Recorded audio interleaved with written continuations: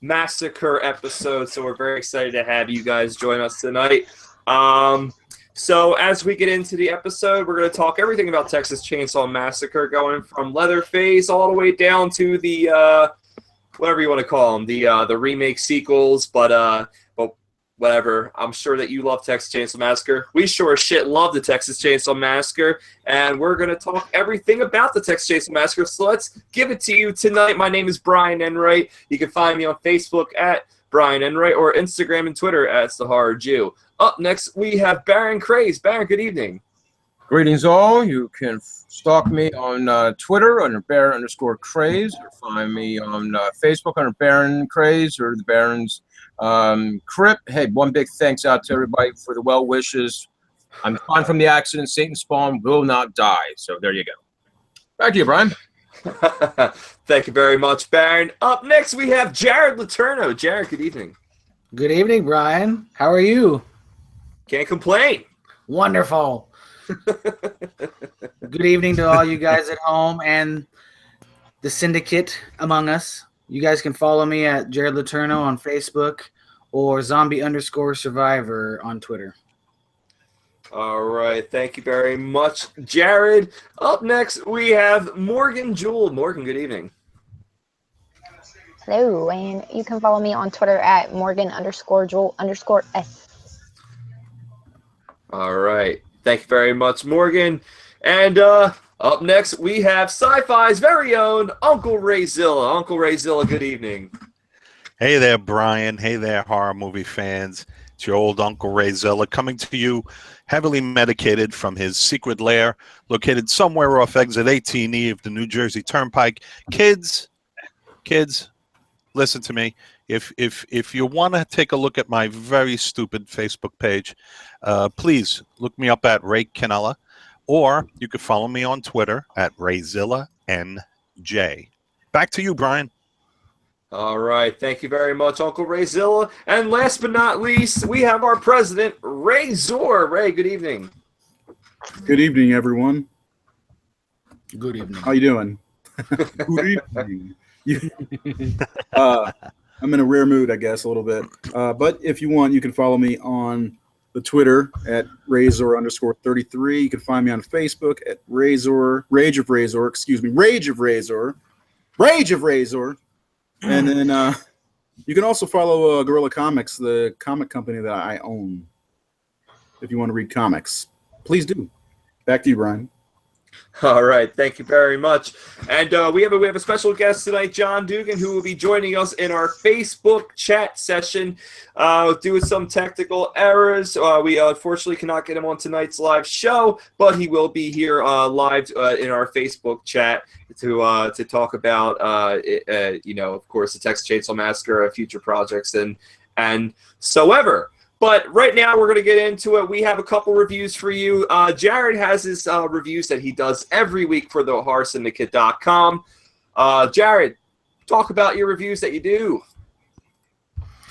Yeah, for those of you at home that don't know what Bloody Streaming Roulette is, it came to me one night really late when I was half drunk trying to find something to watch. No, it wasn't the bathroom, was it? Usually I don't take my phone in there, so no. You're missing out. I know I do my best thinking. Yeah. But that's just me. I'm sorry. Please go ahead. I'm sorry. No, that's great. But it happened to be on Netflix, and most of us nowadays have internet streaming devices to watch movies, and there's always an oversaturation of movies to pick from. And instead of just scrolling through for hours on end, I just decided to pick one. And that was how Bloody Streaming Roulette came. Just decided to say fuck it and pick a movie. That leads us to the segment for this week. I landed on a 2015 movie called The Invitation. Yeah. Some of you guys may have seen it. It's currently streaming on Netflix. It stars Logan Marshall Green and was directed by Karen Kasama.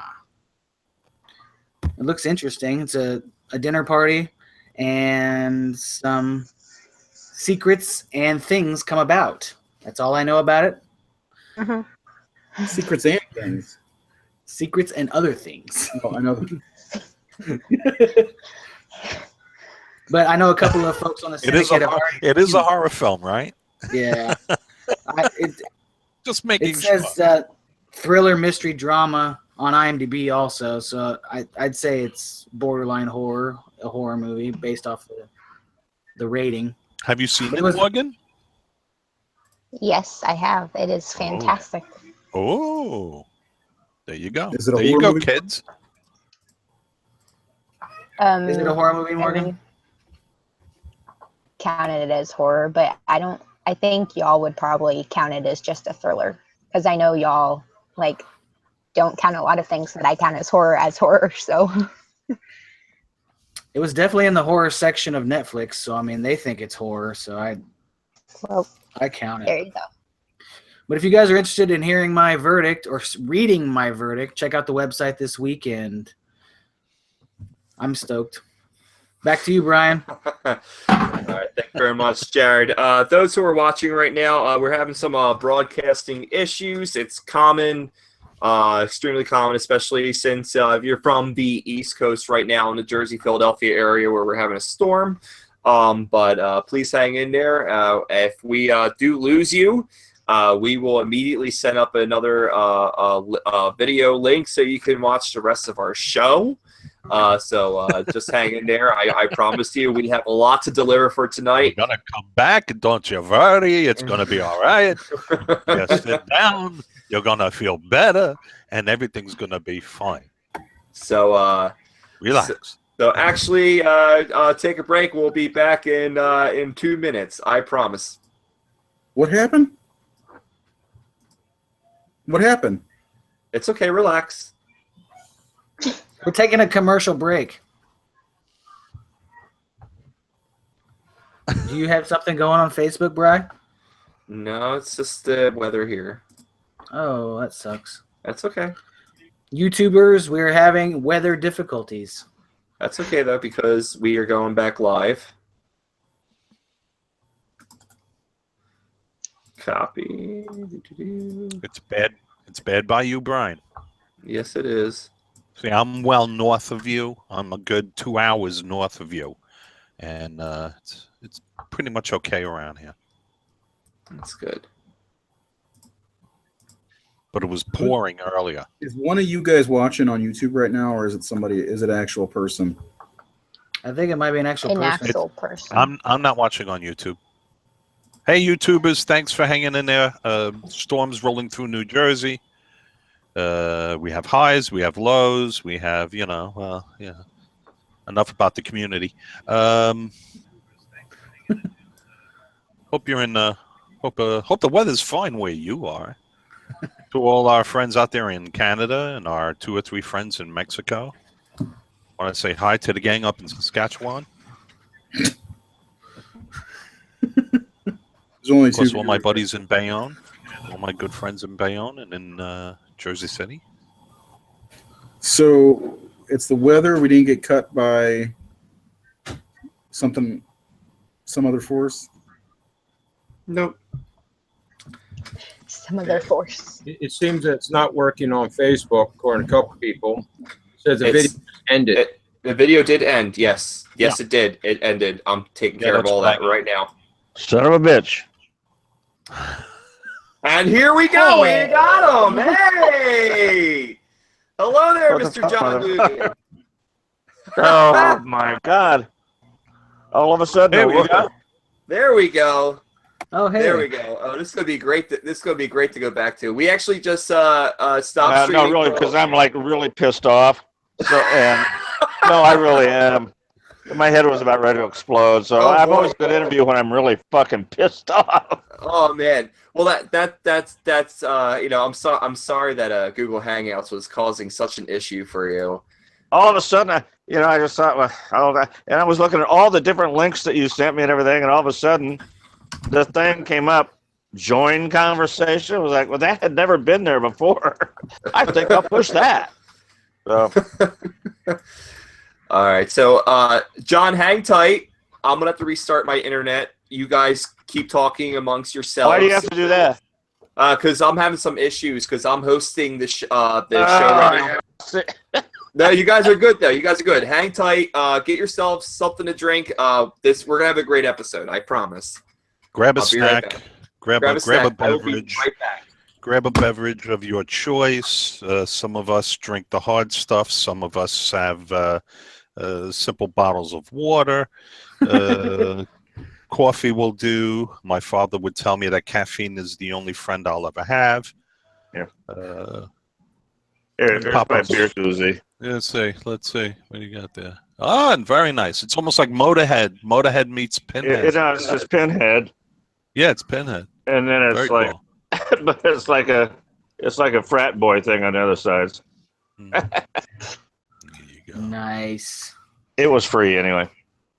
Is that regular beer or light beer?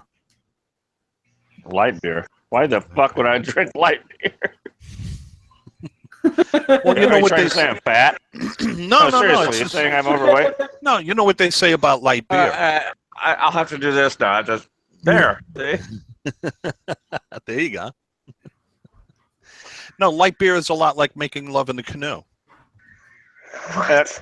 It's fucking close to water. I always thought it was kind of like taking a shower with a raincoat on. There you go. It's pointless. Well, thank you for hanging in there, and thank you for being so patient. I haven't been that patient. I was really pissed off. I'm so sorry.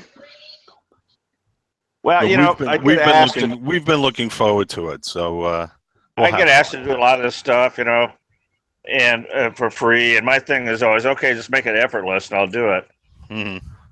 And when it's not effortless, I get really fucking pissed off. But that's all right. It became a challenge,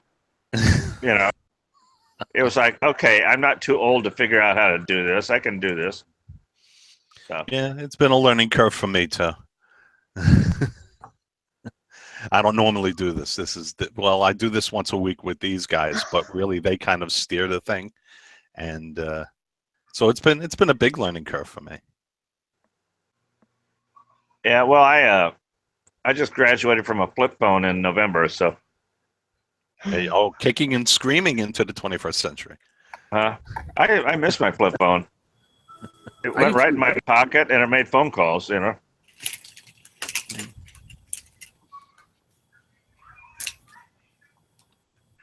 come on. I think we're waiting for Brian to come back.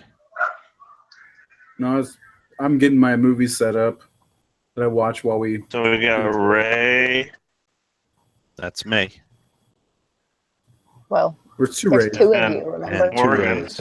We have two Rays. Ray and Morgan. Widescreen here. Yes. Hello. Brian. Ray, Morgan, and Brian. Hello. I'm back. I'm Jared. Nice to meet you, John. Oh, Jared. Oh, hi, Jared. Nice shirt. Am I on it? Thank you, man. Oh, Am I on it? No, unfortunately, it's just Leatherface. Oh, you got the Walmart version. They cut me off. Yeah. Bastards. Take it off right now. Yeah. Don't Take tempt it me. off. Take a big dump on it. I got a couple of And then drinks. set it on fire. No, you don't have to do it. Now massage your nipples, please. Okay, two viewers are getting... And might as well make this interesting. The man had a rough time hooking up. We might as well give him a show. All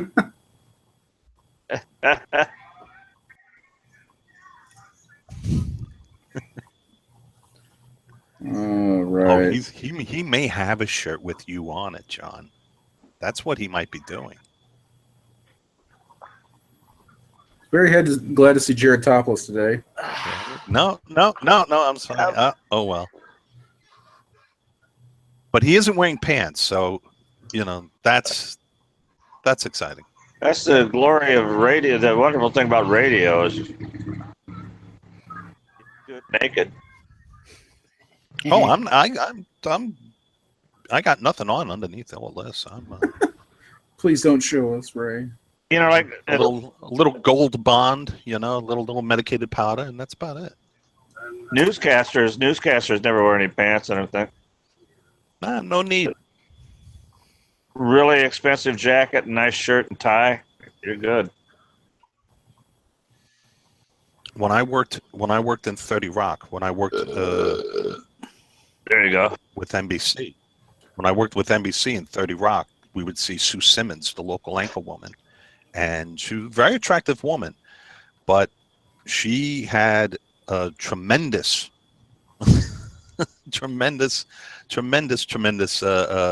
backside that you never saw on camera. You always saw her from the waist up, and that was it. And it was always like, gee, I never knew she was so out of shape. It was funny. It was shocking. When I lived in Louisville, But, we had the morning. She was like the local morning show person, and she was a working maniac. She was like the noon anchor and the evening anchor and all that stuff. Single mom raising like 3 kids. She was terrific. But I saw her out at the fairgrounds at the state fair one time. I'd never seen her from the waist down before, and I was just absolutely shocked. Yeah. She had one of That's those amazing. like, it was like 2 separate bodies or something. It was weird. Unlike theater where you're just out there, Oh yeah, you know, you're balls exposed. out. You're exposed there. That's that. I guess I'm going to have to find some lighting out here. I'm sitting out on my porch. I'm going to be able Where to are see you? Where are you calling from? Bumfuck, Tennessee. Tennessee. Oh, nice. So it's about an hour's difference, right? We're on Central Time. Yeah.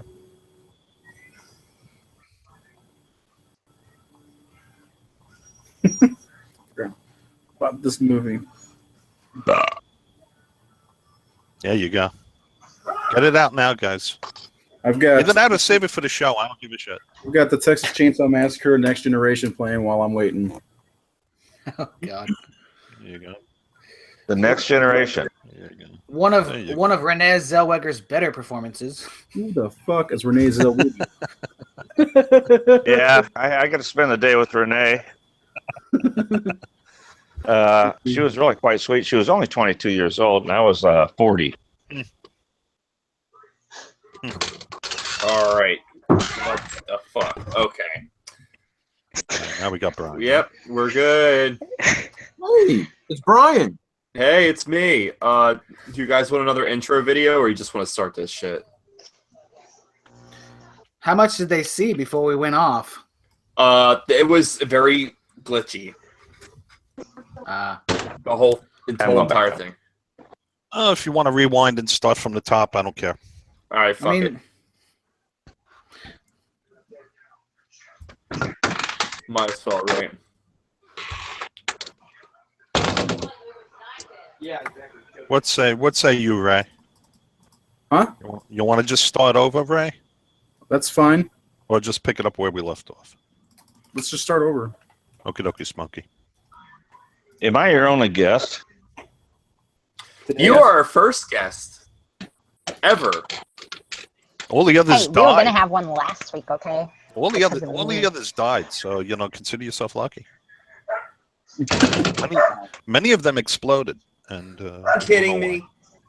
Oh, okay, it worked. Okay. Don't mind me. Are you fucking kidding me? Come on. God. Taking my stalking hours.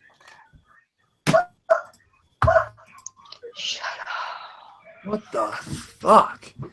Sure, the night that we have a guest and the night that we have a great show lined up, it's like, fuck you, Brian. But that's entertainment, right? That's live. that's live. That's what we said. It's live. God fucking damn it, look at this shit. Are you kidding me? What's the problem? Brian's having a meltdown. What's the matter? I am having a meltdown. My internet's like, hey, fuck you. Hey, it looks like it's up, and then it went away. Hey, try living in Hickman County, Tennessee, man. Try getting a connection out here. All right, well, we're just going to have to do the show with choppy connection, if you guys are okay with that.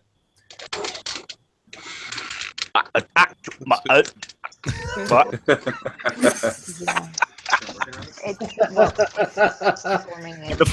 The funny thing is, when you play it back, it sounds absolutely perfect. You know.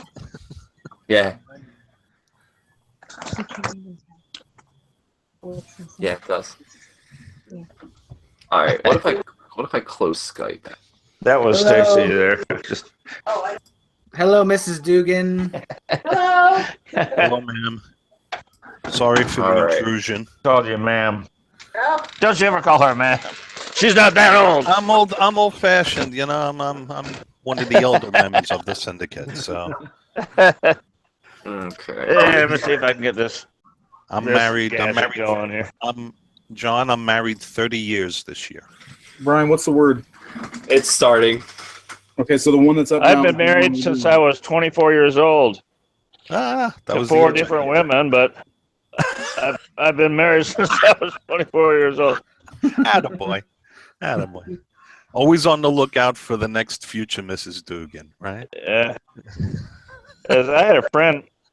Excuse me, I'm trying to hook up my earphone thing here, and Stacy just handed me a cheat sheet for what I need to plug.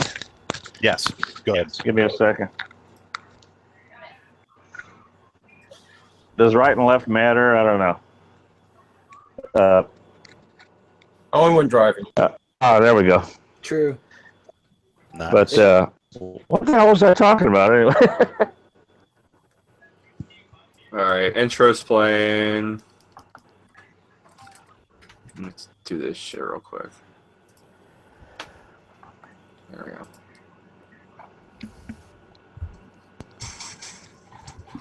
Hey, John. Yeah. Are you going to be at Days of the Dead in Indianapolis? I will be at the Days of the Dead in Indianapolis. Okay. I saw that on the banner today. I'll be there also I wish I could be there. as a fan.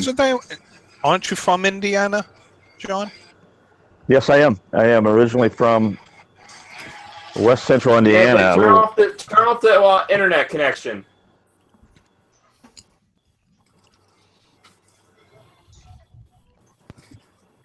Turn off the PlayStation, I mean. Okay. Well, it's playing.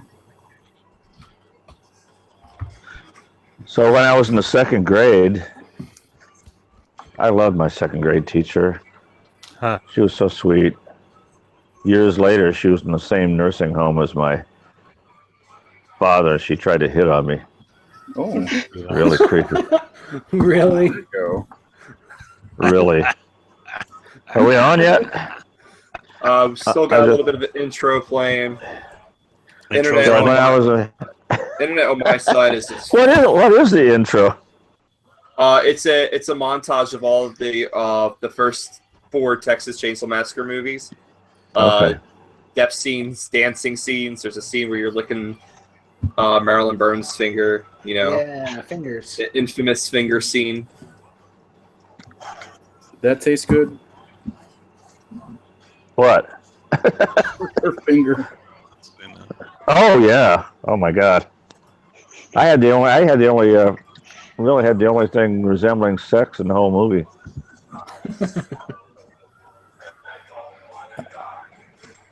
You know, I got a little story about that. If actually we get on the air, what I just said, but All right, cool. Yeah, we go. How about to share the link?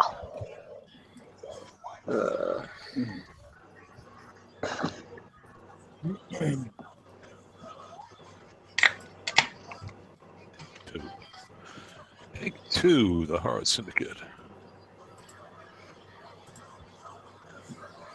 All right, get ready, guys. I'm ready. I got Renee Zellweger on my TV. I actually like this movie, so I'll give you guys a countdown. I've never seen it. it's not as bad as everybody says. I've seen my scene, But I've not. policeman, right? Yeah, I'm a cop. Yeah.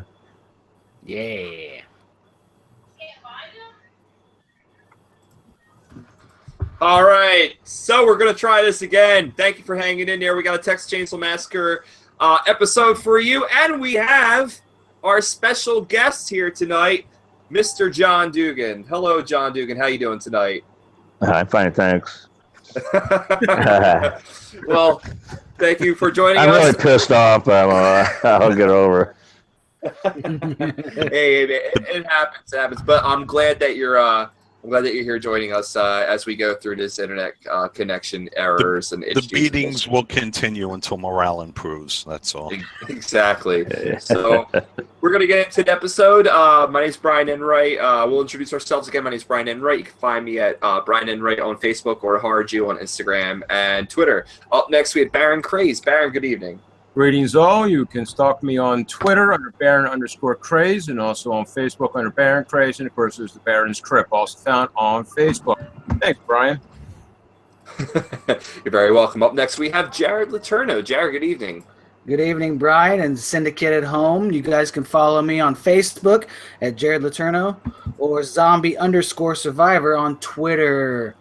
Welcome, John Dugan. Up next, we have Morgan Jewell. Morgan, good evening. Good evening, and you can follow me on Twitter at Morgan_Jewel_S. All right, thank you very much, Morgan. Up next, we have Sci-Fi Zone, Uncle Rayzilla. Uncle Rayzilla, good evening. Good evening, Brian. Good evening, horror fans. Hey there, kids. It's your old Uncle Rayzilla coming to you, heavily medicated from my secret lair located somewhere off exit 18E of the New Jersey Turnpike. If you want to take a look at my stupid Facebook page, look me up as Ray Canella. Or if you want to follow me on Twitter, because let's face it, that's where the party is, you can look me up and follow me on Twitter at RayzillaNJ. Back to you, Brian. All right, thank you very much. Up next, we have our fearless leader, Razor. Razor, good evening. Hey everyone, again, you can follow me on Twitter at Razor_33, Rage of Razor on Facebook, and the comic book page is Guerrilla Comics. I write comics. Also, go Brian. All right, thank you very much. And of course, our special guest of the evening, Mr. John Grandpa Dugan. Good evening, John Dugan. Hi. Again. Hi. I'm out of my Porsche and the bugs just all of a sudden decided to go nuts on me. Hey, how are you? It's very awesome. We're good. It's very awesome to have you on the show tonight, talking with us. It's, not only the Texas Chainsaw Massacre movies, but as well as your career in acting and so forth. So, thank you for wait a joining minute. us. Are you implying my Texas Chainsaw Massacre films weren't acting? Oh, no, Listen to what you just said. I would never do that to you. Oh, no. I would never do that to you. God. Cards and letters to Brian Enright. Some of the finest finger-licking acting I've seen in my history of very campy erotic movies. Ooh, speaking of finger licking, I bought there's the store in the nearest town, which is like 8 miles away, called like Cheap as Dirt or some shit like that. And they got all this banged up used stuff there. And I've always wanted a deep fryer. And I was in there and I found a deep fryer, a nice deep fryer for like, in the box for like $11. And I opened it up, but it had been returned. It was still covered with grease and everything. So Delicious. yeah. So I was like, oh shit. So I didn't buy it. And I go about 2 aisles over, and there's the same box, a deep fryer, for $11. And it's in pristine, brand new condition, but it doesn't have the plug that goes with it. So I went back over to the other deep fryer, took the plug out of that box. Anyway, bought the thing for $11. And tonight I made fucking buffalo wings in my deep fryer, my $11 deep fryer, man. It's a way to Christmas. Nice. Fucking killer. I mean, really. And Stacy and I keep talking about how we have to lose weight, shit like that, you know. Tonight we had chicken wings and pizza. Well, you She was like, You might as She well was just like, lay the food on your chest now, John. Oh, You know, just rub it like on she your said- thighs. she Rub said, it "I on just your have to thighs run." and lay it on your chest right now, because that's where it's going. She was like, I just have to run in here, honey, and get a root kit for my to dye my roots. She came out with a whole bag. She goes, I bought a pizza to go with our chicken and wings, and we ate all of it. I bet it was delicious, though. It was great. I know this has nothing to do with anything you want to talk about. Well, But that's you said good. that about finger licking. Hey, man. Sometimes it's okay to steer away There's from some of the hard. sauce right there. There's a little sauce left on that fingernail. There you go. There you go.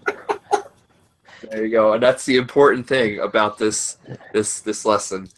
Well, you know, you learn things. You know, this is why the kids tune into the Horror Syndicate, because you learn things. Yeah. John, is it blue cheese or is it ranch dressing? Tell us, please. I use blue cheese and Stacey uses ranch. She's younger than she's younger than I am. I'm old school.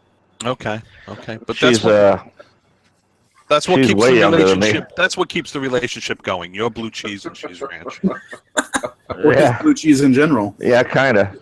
There you go. She's just like young and beautiful, and I'm an old fart. Well, that finger licking. Yeah. Yeah.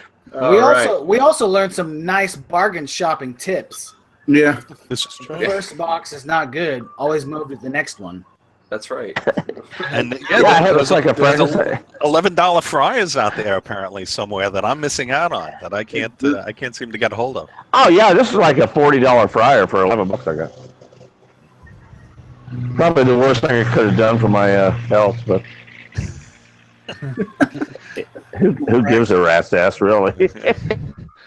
So Brian, Texas Chainsaw, how's it going, Brian? I love it. I love the Texas Chainsaw Massacre. It's great movies.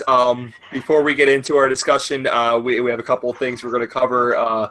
Jared Letourneau has his weekly reviews called The Bloody Streaming Roulette. Jared, you want to talk to us about what you had this week? Yeah, for Bloody Streaming Roulette, which is a completely random roulette game of where I pick movies, I picked 2015's The Invitation. It's currently streaming on Netflix, and it stars Morgan's Cutie, Logan Marshall Green. Ooh.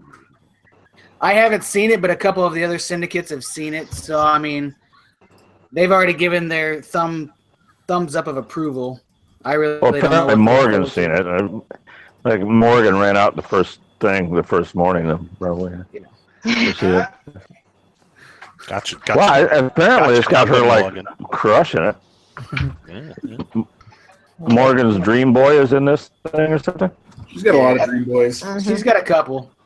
Yeah. Yep. And wait a minute. And Morgan, this guy's name is Logan. That's all you need, really, right? Yep. God. Bad idea.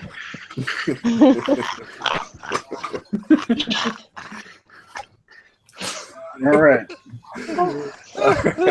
Okay, proceed. If you guys are interested in hearing my verdict or reading my verdict, check out the website this weekend on The Invitation. Back to you, Brian. All right, thank you very much. Thank you very much for your review. Up next, Baron Craze. Here we go. Baron does a weekly review, sometimes a weekly rehash of what he describes as movies buried at the bottom of the barrel, or actually underneath the barrel. These are terrible movies that Baron does the favor in finding and reviews them for us, and we always get a kick out of this segment. It's hilarious. Baron, take it over. You're DOA, man. Oh, fuck. I want to know what people do with their fucking free time. This week's film is called Birdemic Shock and Terror, 2010 movie, or as we should call it, bird crap and shit bird all over the place.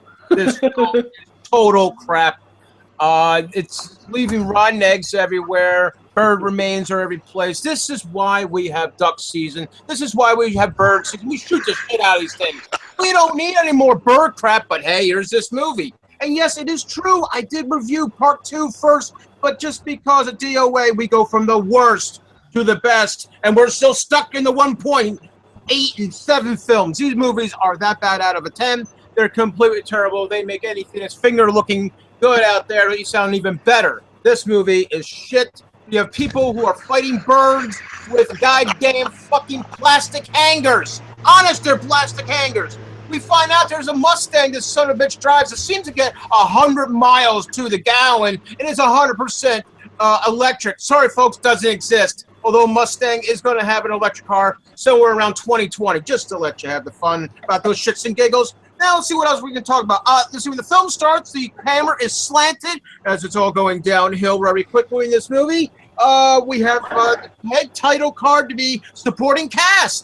Oh, great. We can get people from other casts to be in this movie. Christ, they wouldn't show up for this shit. We got people who are in this movie vanishing from cars while they're in the movie, and then they reappear. That's great. Put your children. Put your kids in that fucking trunk. That's what these people did. Hey, it's okay. He's in that fucking trunk. It's a good place for him. Later on, the kids from the bad guy. What the fuck you do? Hey, let's get a ball and start playing. We're so fucking happy. Mom and dad are dead now. Oh, joy to the world. They're dead. We wish them really died. It's a fucking horrible, horrendous movie, and we really don't need to see any more of it. And that's why, folks, just read the fucking review. It'll save you some time in your life. You don't need to see this movie. It's a humiliation to the fucking director, who, by the way, wants to make a part 3 for $10 million. I know Ray Zill is just going to help him out there. You know, $10 million? Always looking for new products to do, right? $10 million? Was this a Canadian movie, Baron? Was this No, this was... I may have had something to do with the first one. They got all one. United States for $10,000. That's right, $10,000 with a completely, I don't know, Getty used images being stolen for scenes. They always have the water print right on the screen. It's good, good job. So this week, folks, we have a choice of 2 movies that I will sit through for your entertainment pleasure. One has got a terrific title called Dead Walkers, Rise of the Fourth Reich, with a 1.4 rating. Oh, Christ, I'm going down the damn food train here. You're going in the wrong direction, Baron. I know. I know. What the hell? You went from a 1.8 to a 1.4. What the living fuck? We just found the copy of this fucking movie. It came out from a company called Chemical Burn Entertainment. It is that bad of a fucking movie. Hell, but it's going up against a film that does have a 1.6 called Real Horror. Yeah. I think I might know those guys, Chemical Burn. Chemical Burn, I know them from AFM. I know them from the American film market, Chemical Burn. I'm pretty sure I saw it. It sounds very familiar. Are they in straight jackets by any chance? Because they're just knowing they're wasting money with this shit. So they got this film out there, Dead Walkers. Will probably be the film that will be chosen this week, because why not? It's going to be a 1.4. Oh, so that's the report here from DOA Swampland of Shit and giggles and fun of trying to figure out how long can I stay sober. And right now we just made it to the 20-second mark for tonight, and I need a drink, so it's Southern Comfort for me. Back to you, Brian. Thank you, Baron. It's always great to hear your DOA reviews. I know, yeah. I go through the insanity so no one else can have that problem. I understand completely.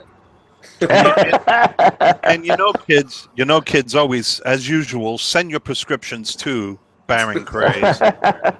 Yes, I definitely need a Prozac. You know, I need it all. Just send it. I'll mix it all together, put it in a blender. I'll be perfectly fine with it. Go into mommy and daddy's room, take the little blue slip out of the wallet, and mail it to Baron Craze. All right, guys. So thank you very much. So now we're going to get into it. We're going to get into our main topic of the night, and we have our special guest who was actually there, John Dugan, who played the grandpa in Texas Chainsaw Massacre. Those who are watching this episode for the first time, what we do is we do a round table type discussion. We all chime in with our opinions and our point of views and how much of an influence the movies have left and gave us. So let's get into it. Texas Chainsaw Massacre, directed by Tobe Hooper, spawned several sequels, remakes, and sequels to the remakes. And I think they were talking about the TV show at one fucking point. But hey, let's get into it. Texas Chainsaw Massacre. Let's take over. John, you were actually in the movie. Tell us about. Yeah, I like the idea. I like the idea of a Holy TV shit. show. Like a sitcom would be fucking great. Like Meet the Sawyers, you know. Everybody's in shit. Oh my God, that would be so much fun. I suppose you asked me something, and I was distracted by my own brilliance. What? Yeah.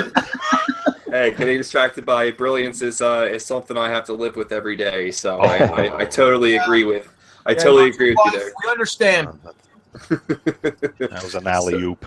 So Texas Chainsaw Massacre left. It was the first movie that actually showed you terror without really describing much of what's going on. The storyline was very simple. It was these teenagers, they're going to like their old house. It was a brother and sister, and they brought their friends with them.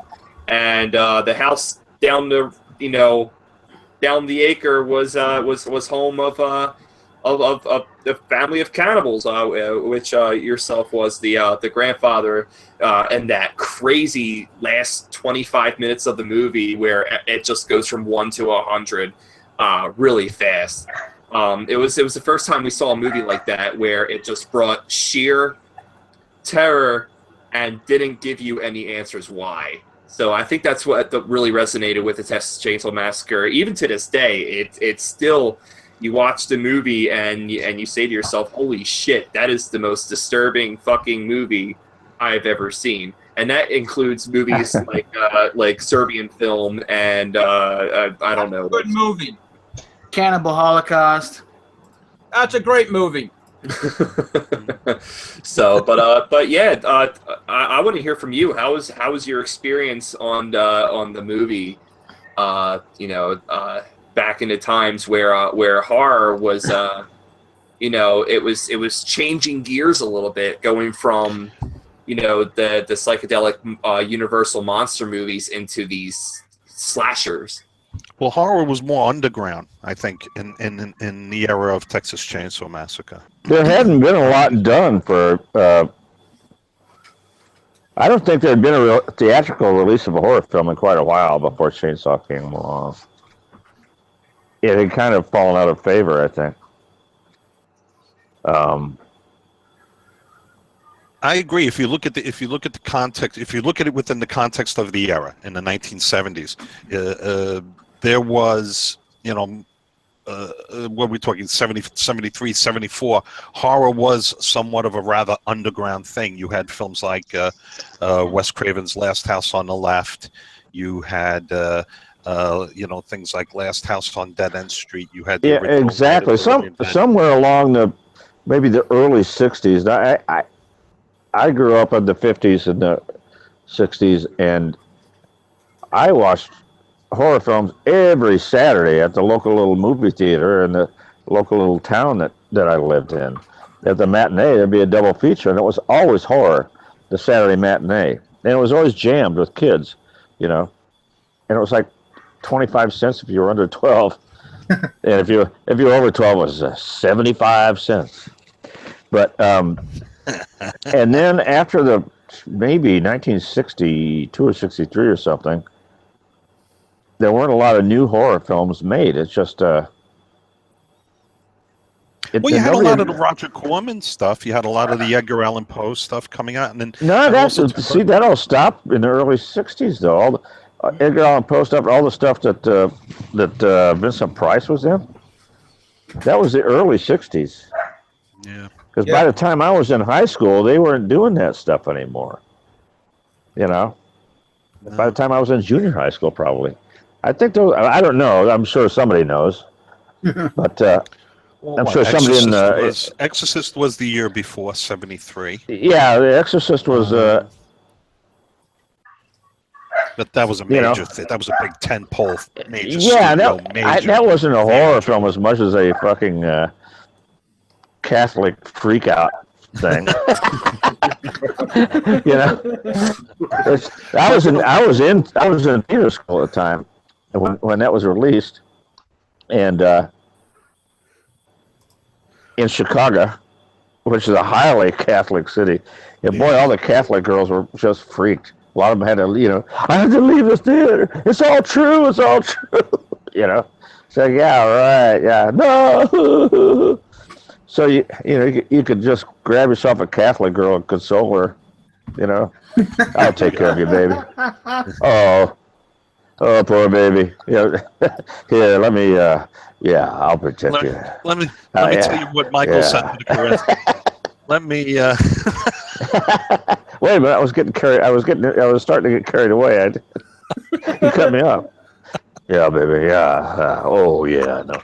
Okay. Anyway, go ahead.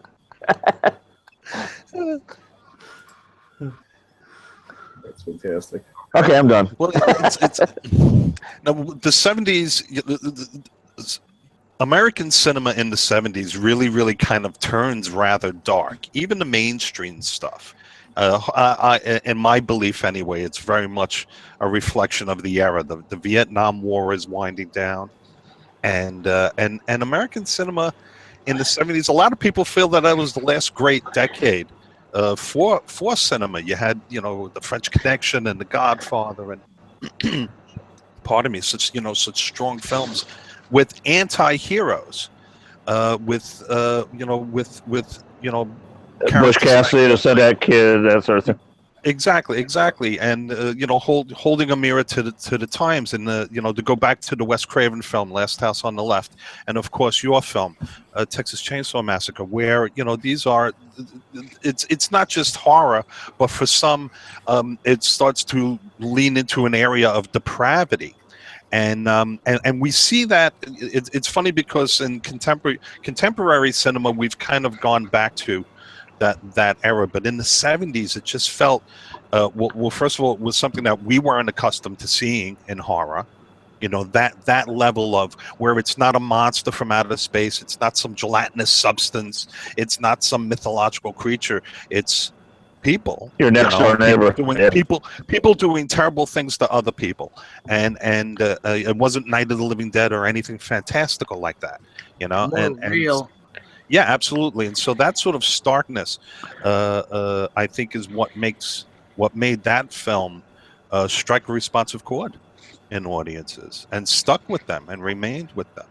That much stuff. I mean, one of the questions that I had was when you were first approached, what did you think when you were first approached to play Grandpa Sawyer? What did you think of the concept of the film?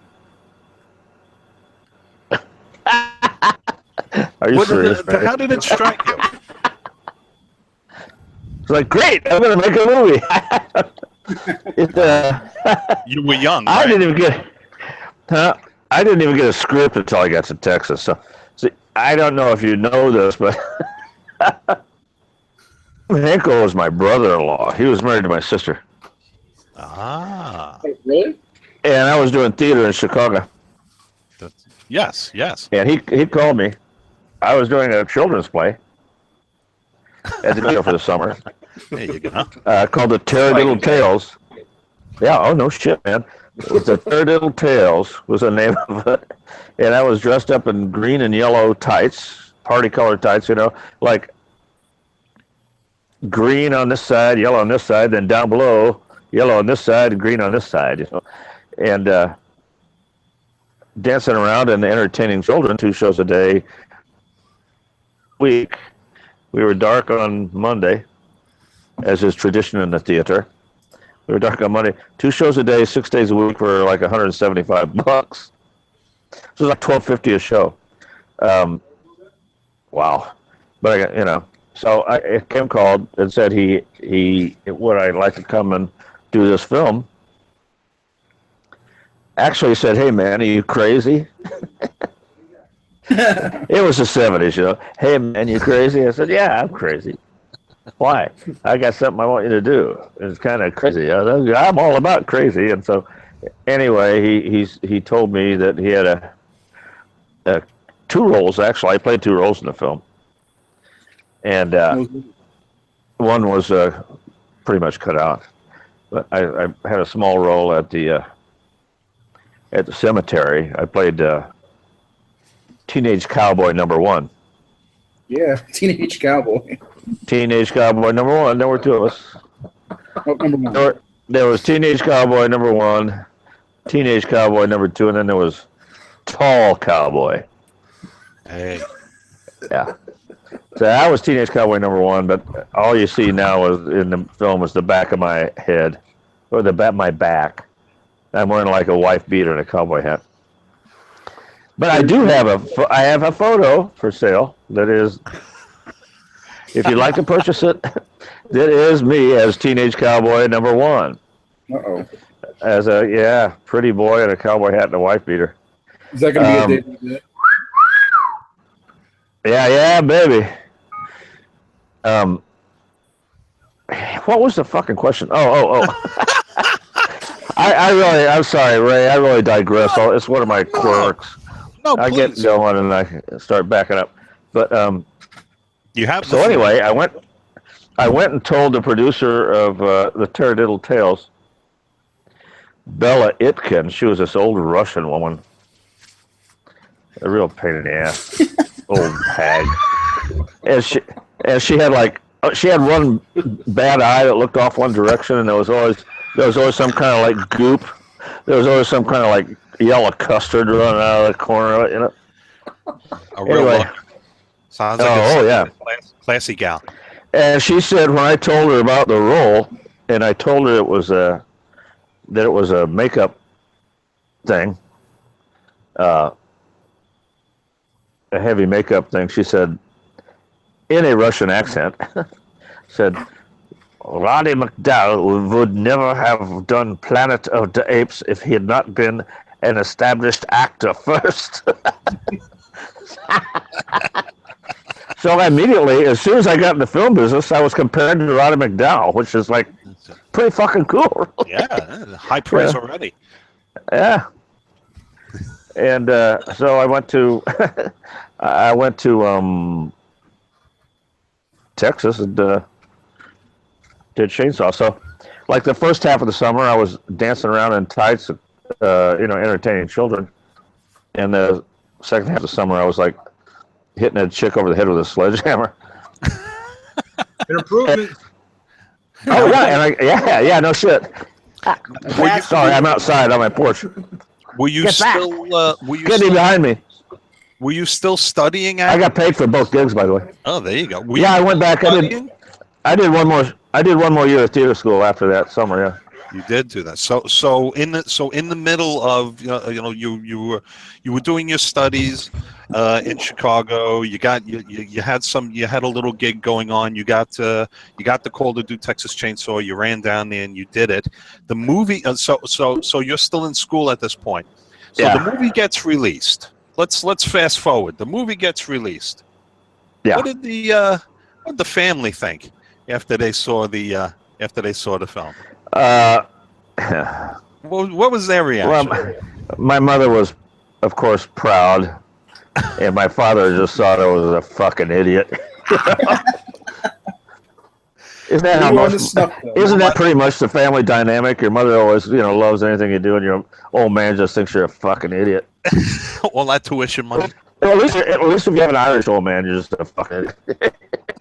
You know what? You're a fucking idiot. Yeah. What? Yeah. I wasted my money on this. And what about the faculty? Did the faculty see it? Did they get a chance? I mean, what was? I don't know. I really don't know. They know I don't. They kind of rolled their eyes at the whole thing. Yeah. Yeah.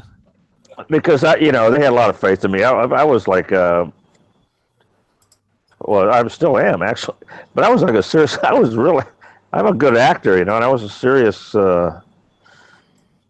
I was, they had high hopes for me. Here I ran off and did a low budget horror film on, I snuck away from them without asking. Well, I don't know. One woman, told me about Roddy McDowell, Mm-hmm. Oh, don't feel bad. I'm a tremendous disappointment to my parents, so don't feel bad. I mean, I don't think in the end, I wasn't a disappointment to my parents. As a matter of fact, my father, shortly before he died, told me how proud he was of me. So that made the world, meant the world, to me. Absolutely. But Absolutely. it took him like fucking 50-something motherfucking years to say that. Old cocksucker. Yeah. Dirty old bastard.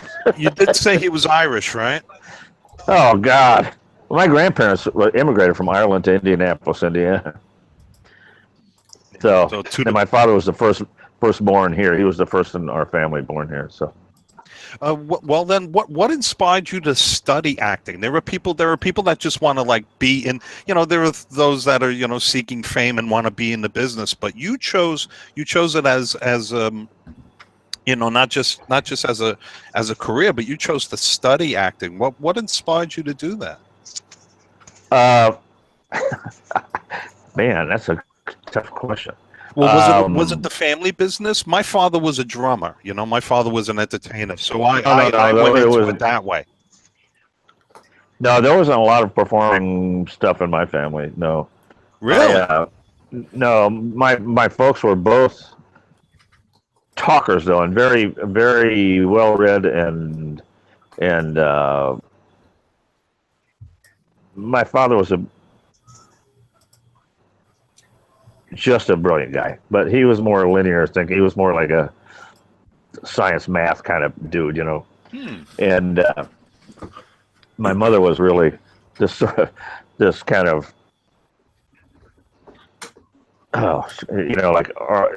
literary. She had volumes of poetry memorized. That if you stubbed your toe, she'd sit you down and recite a motherfucking poem about. Well, I was just going to ask you that. I tripped one time upon a must root have recited to you, and bloody dada Buddha doot. I should have been wearing a boot. Whatever. But I just made that up. Isn't that cool?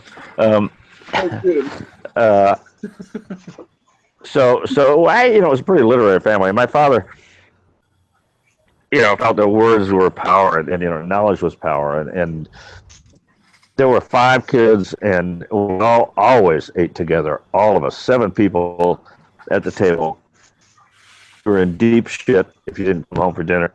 And my old man was the kind of guy that would always start a controversial conversation. Not necessarily political, but he'd throw questions out there.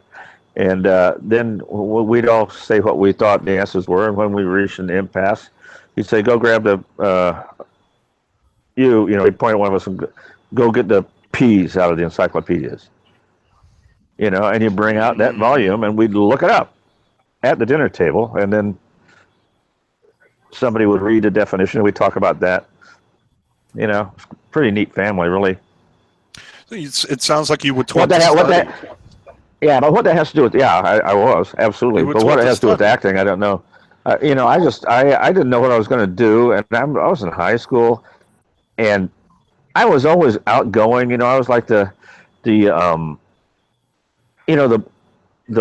kids' talent show on our block. When you decide you want to do something. I was the MC guy, when I was like 8 years old, that sort of thing. But I was always talkative and outgoing. But when I was a junior or sophomore, maybe in high school, they were doing a play, and this is back in the '60s. We had very strict, what do you call it? You couldn't wear your hair long, like a dress code.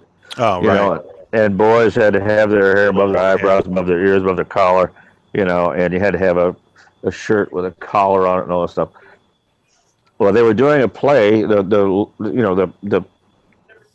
drama club in the high school was doing this play, and it was a period piece. And Miss Sherfy, who turned out to be a great friend of mine, but she was like the speech teacher and drama teacher, could never get guys to come out and audition for the plays, and they were always half of the men characters in the plays were played by women, with makeup on and stuff, trying to talk like that. Because boys thought it was like real pussy to be in a play and stuff. So it was a period piece, like took place in the medieval times or something. So she put this audition notice up saying you wouldn't have to get your hair cut for 6 weeks. if you got in his play. There you go. So the audition room was just jammed with every guy in the school. And anyway, I ended up getting the lead role, and I fell in love with it. I just fell in love with it. I think I was really good. I was told I was really good, and I got that feeling, of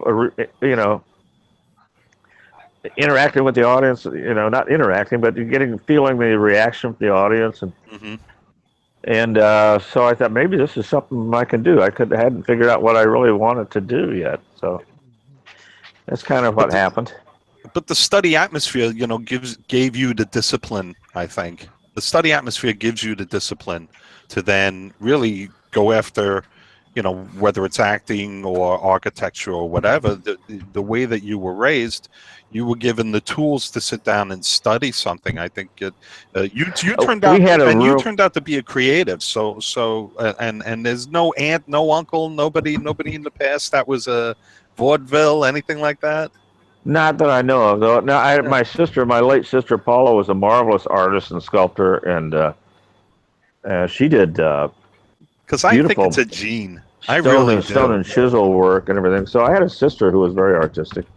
Oh. And ended up, after couldn't make a living as an artist, went back to school at the University of Texas School of Architecture, and became quite an architect. And she was on the team that she and her partner designed when they redid the Indianapolis airport a few years ago. She designed that. Was all her job there.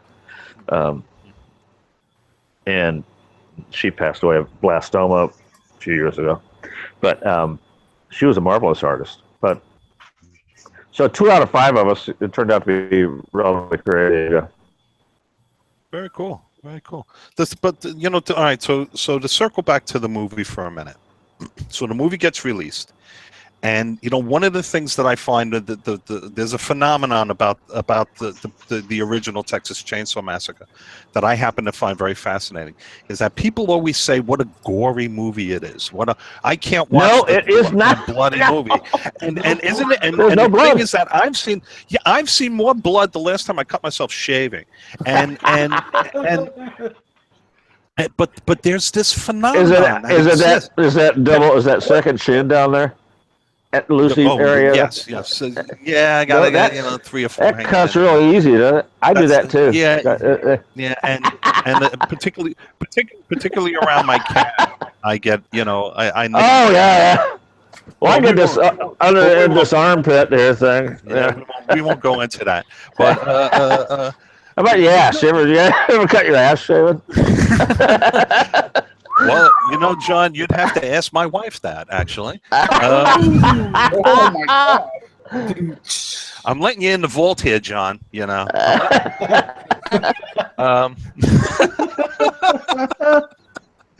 But no, you're close to the movie. Why do you think people have that perception? You're close to the film. What's your thought? As you do that beer, down that beer. Attaboy. That was tasty. I think as much as I hate to admit it, it may have had something to do with Tobe Hooper's direction. That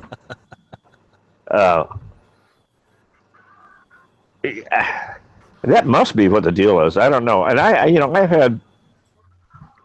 I've bet people, Right. People say, when you see that, it's the 2 scenes that people swear they saw a lot of blood and guts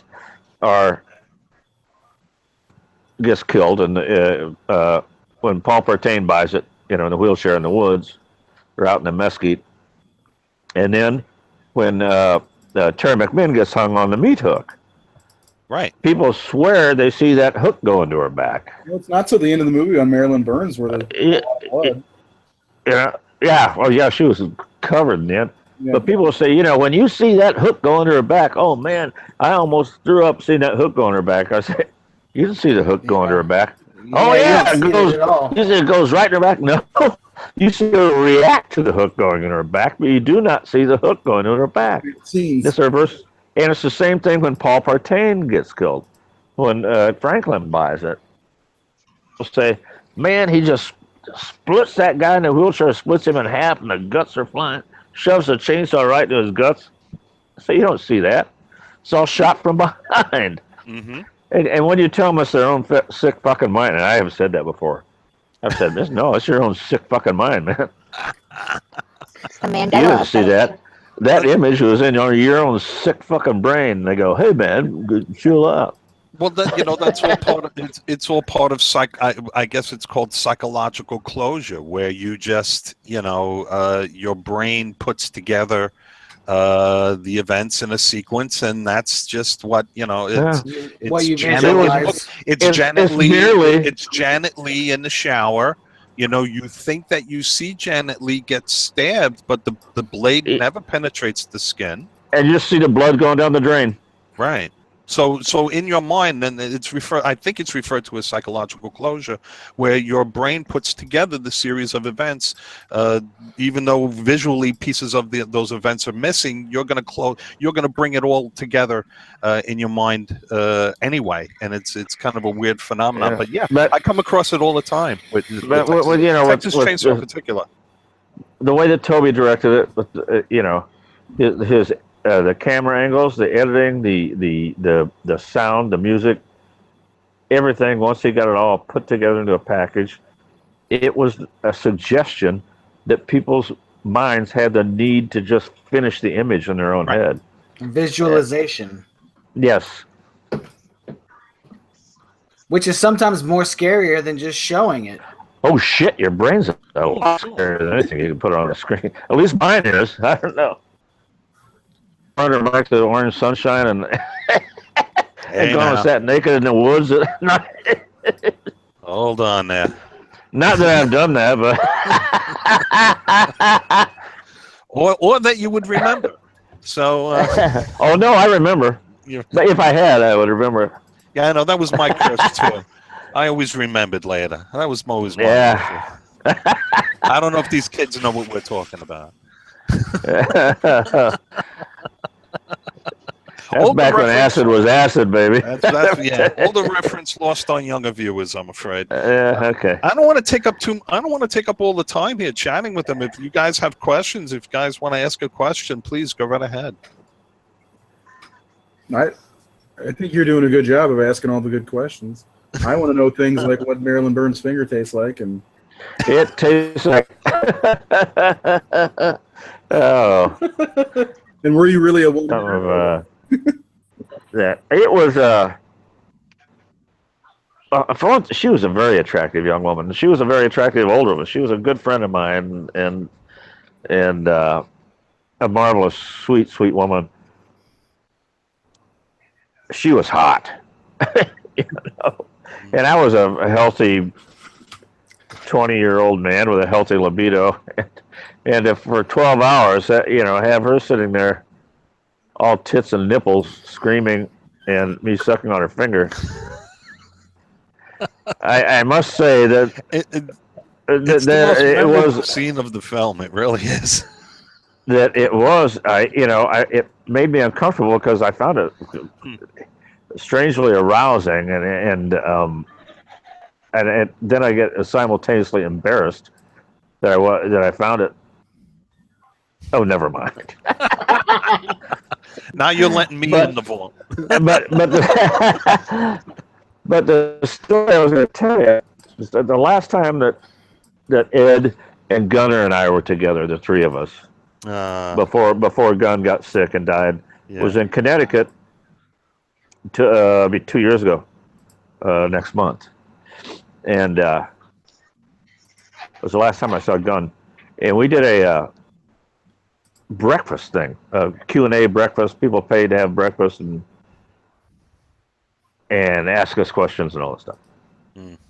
And we had a ball. Just three of us on a little kind of platform, and everybody was eating the stuff, asking questions, and somehow it got around to the fact that there was very little, for a horror film, compared to horror films today, there was very little tits and ass, and there was very little blood and guts in it, that sort of thing.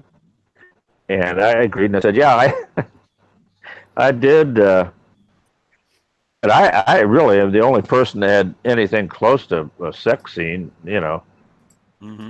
in the whole film. And this young man sitting in the front, this young fan said, "Oh, you mean the way you were holding the hammer and you kept dropping it?" Oh yeah. And I said, well, no, actually, I was thinking of sucking on a young girl's finger, but whatever blows your skirt up, man, is how I responded to him.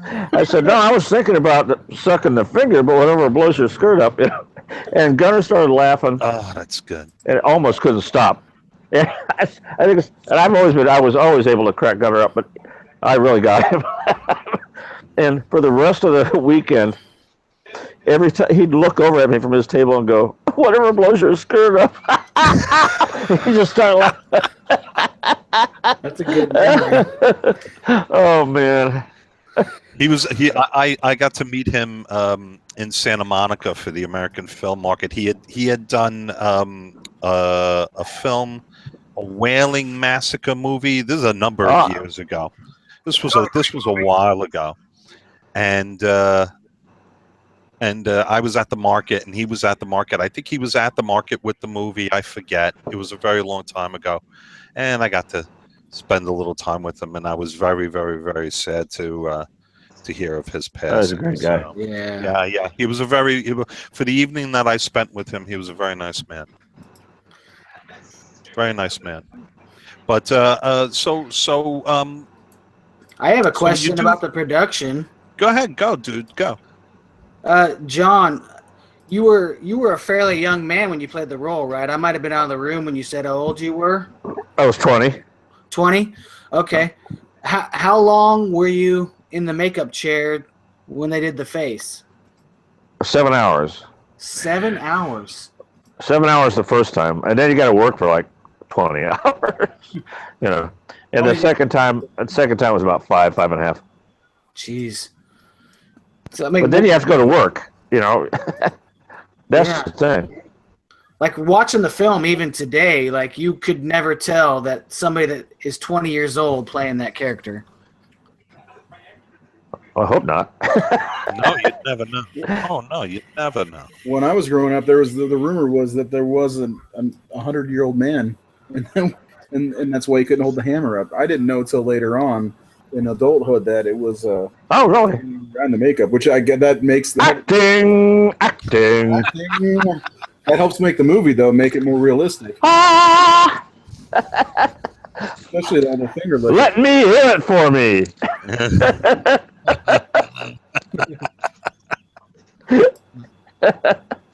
All for one and all for one.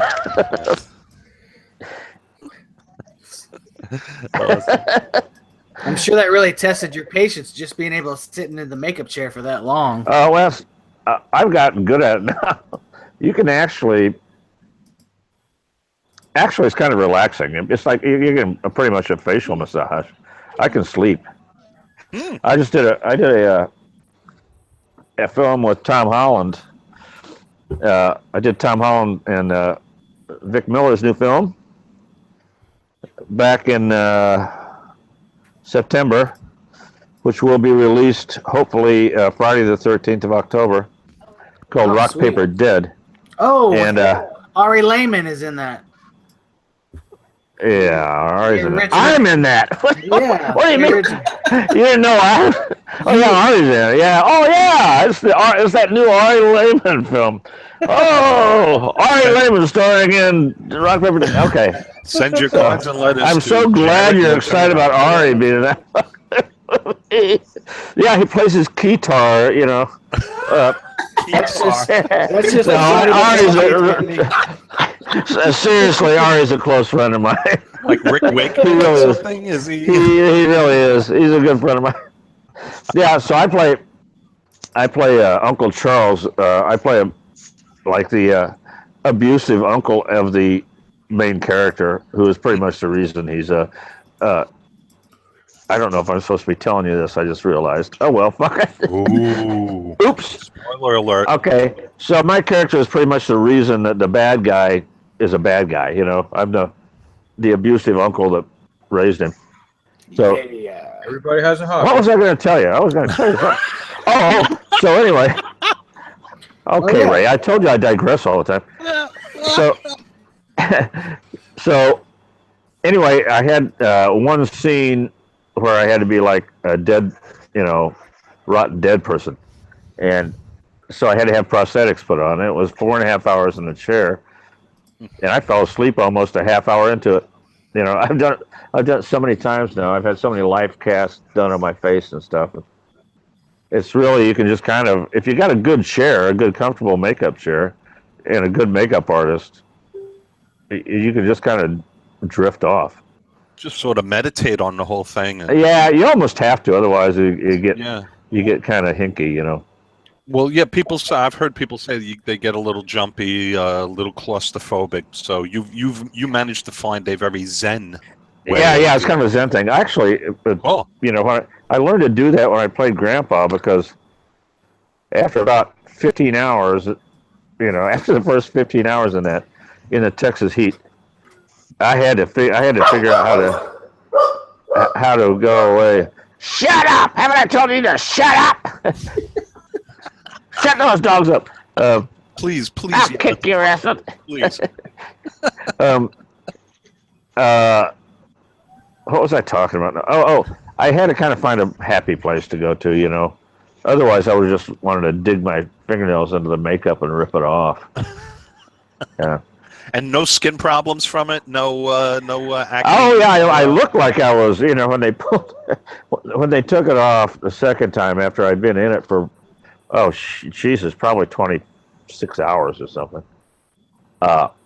Toby and Kim were standing there, and Dottie Pearl, who was Daniel Pearl, the cinematographer's wife, and she was also a makeup girl, and she did costume and makeup on it. They got that stuff off me, and they were all looking at me, and I looked up, saw their faces, and they had these terrible looks of concern. It's like, "Are you all right?" I said, "Why?" And Dottie held up a mirror to me, and I looked like, have you ever seen a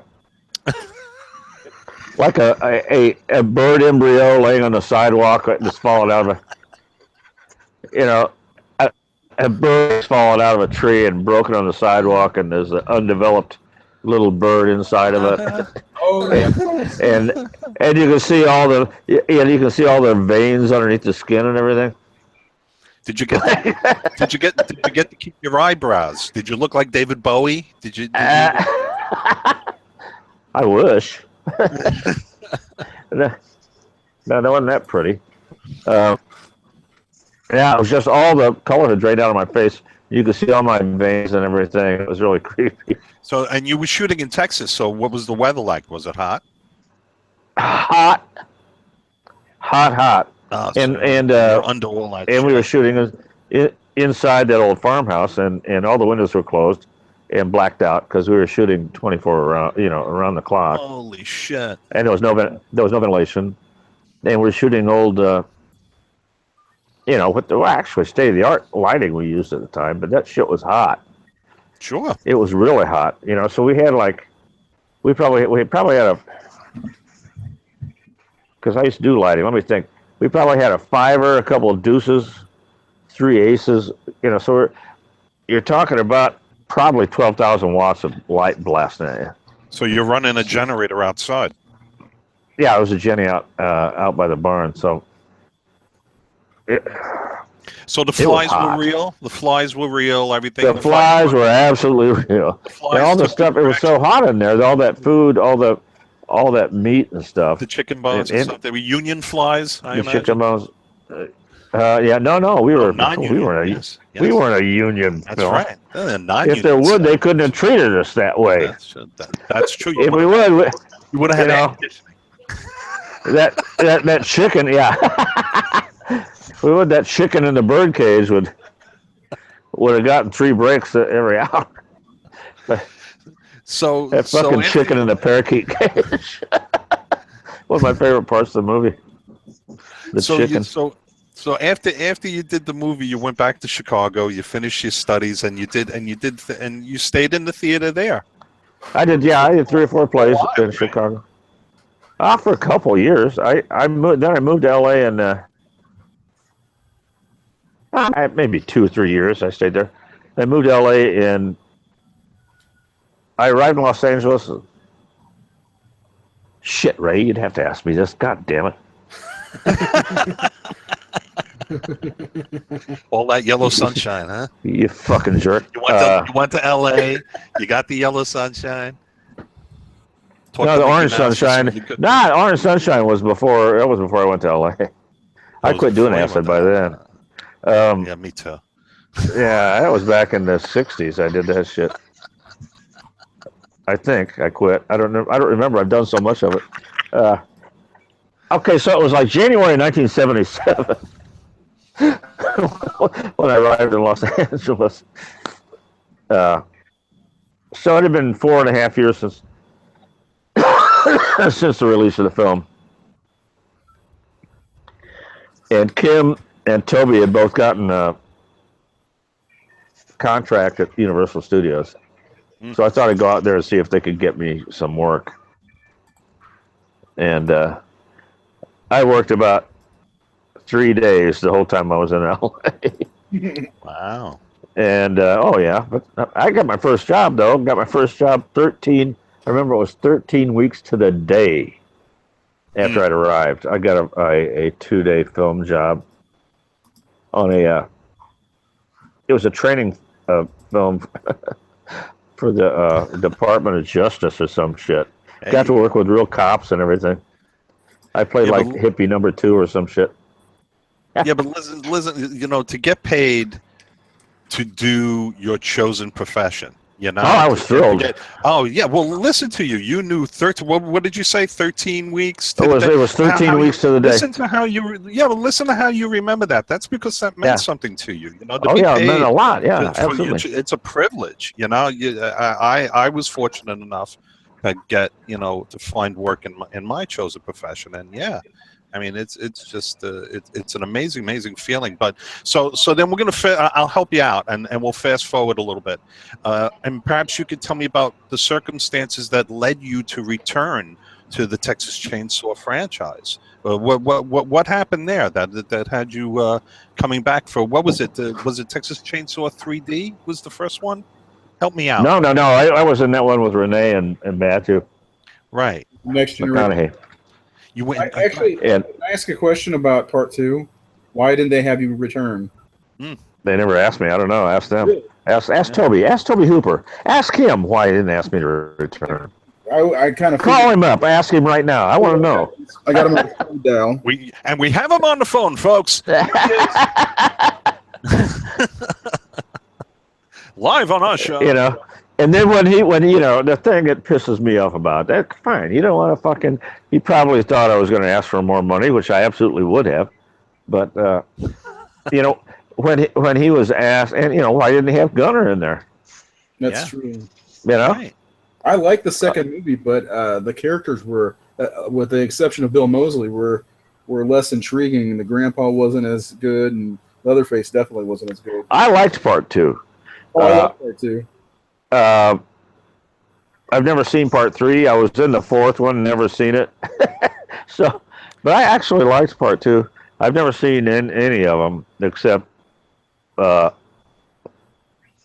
2, and the most recent one, 3D. Is that because you're a harsh critic of yourself, or you just haven't gotten around to it, or I never got around to it. If I'm going to make you uncomfortable?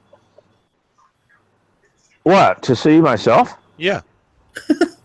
Well, I think it makes everybody uncomfortable. But no, I've seen my part in the 4th one, but they never gave me a free copy of it, and I wasn't going to buy the motherfucker. So it's economics. I had the scene that I'm in because they sent it to me because I had to do some ADR. Uh-huh. And they didn't want to bring me down to Texas, so they sent me the scene, and then I booked the studio time to do some ADR for it. But I never saw the whole film, and I never cared to see. If I'm going to go see a movie, I'm an actor for one thing. I'm not a huge horror fan. I've had to become one over the years, but it's just what I do, and particularly with the convention scene and everything. And I know a lot of horror actors now, and they're all very good friends of mine. Well, some of them are anyway. But I'm an actor. Mm. I'm not a horror fan. Essentially, I'd do a sitcom if you asked me to. I studied I get it. Shakespeare. You know what I mean? Look, my father was an entertainer. You don't turn down work. No, you don't. You don't turn down work, man. It's Eli Wallach told me, Huh. and the other 30 people in the room. It sounds more impressive if I say he told me, but he said, you're going to find that you're, as a young actor, now that you're a professional actor. First off, he asked, what do you think your job is as an actor? And everybody raised their hands and to put out the most honest performance, blah blah blah. Everybody had something. He goes, no, those are all good answers, but you'll find that your main job as an actor is looking for work. And he was absolutely right. Absolutely right. And to own a sectional couch so that you can sell off the pieces one at a time. As you grow shorter, or something. As you go through your career, the sectional couch gets shorter and shorter. But at least you have a place to lay down. Hey, Ray, I just got a notice on my phone that my battery is dying. Oh no! Yeah. Any last questions? Well, I'll tell you what. Why don't you tell us a little bit about? You told us a little bit about Rock Paper Dead. Now that's yeah, I'd like to get back to that. Yeah, let's Dead. plug what you've got going on, because kids, we want everybody to go out and see Rock Paper Dead. That's coming this October, you say? We're shooting for an October, Friday the 13th release. And photography is finished? Oh yeah, basically, photography was finished in the end of September last year, and it seems to be all good to go. So there's that happening. Is there distribution in place? Where do you think this would land? I don't know. I haven't been. I think it is. I don't know. I think it's been. There's already, as far as I know, they're already working on a second one. A script for a second one. I'll tell you what. Because your phone is dying, and because we've worked the bugs out of doing the show. Why don't you? We would love to have you come back closer to the release date, so that we can let the kids know, where we could see the movie, whether it's going to be on VOD, whether it's going to get a theatrical release, however this distribution is going to happen, if it's going to go straight to DVD. We'd love to have you come back closer to the release date. Okay, well, let me plug a few things I got going the next month. Cool. If you please go right ahead. Okay, I got days that did I finish talking about? Anyway, Rock Paper Dead is really cool. Tom Holland directed it. It was written by Victor Brooke Miller, who wrote the original Friday the 13th. Victor Miller? Yeah, Victor Brooke Miller, who wrote Friday the 13th, and also he co-wrote it with a guy named Kerry Fleming. It's his first screenplay. Really, really nice guy, very talented man. And so that's October. And I'm so creepy in this film. You'll love me. I really got to pull out the stops on this. I get to chew up the scenery in this movie. It was so much fun. I was so nervous, and Tom was great. He said, "Hey, if you're worried," he said, "John, if you're worried about overacting," I said, "How?" He said, "Do some more of that." I said, "It wasn't too much." He goes, "Hell, if you're worried about overacting, this guy's a psychopath. Cut loose." So I did. Anyway, so next week I got Days of the Dead and Indy. Days of the Dead Con and Indy to promote Belly Timber, which is a stop motion animated World War II film using little green army men. Oh, that's cool. It's really cool. It's really neat looking. That's and I neat. play the Colonel. I voiced the Colonel. And so we're going to screen that, and we're promoting that at Days of the Dead Indianapolis first weekend in July. Then I'll be in St. Louis at FUBAR on July 8th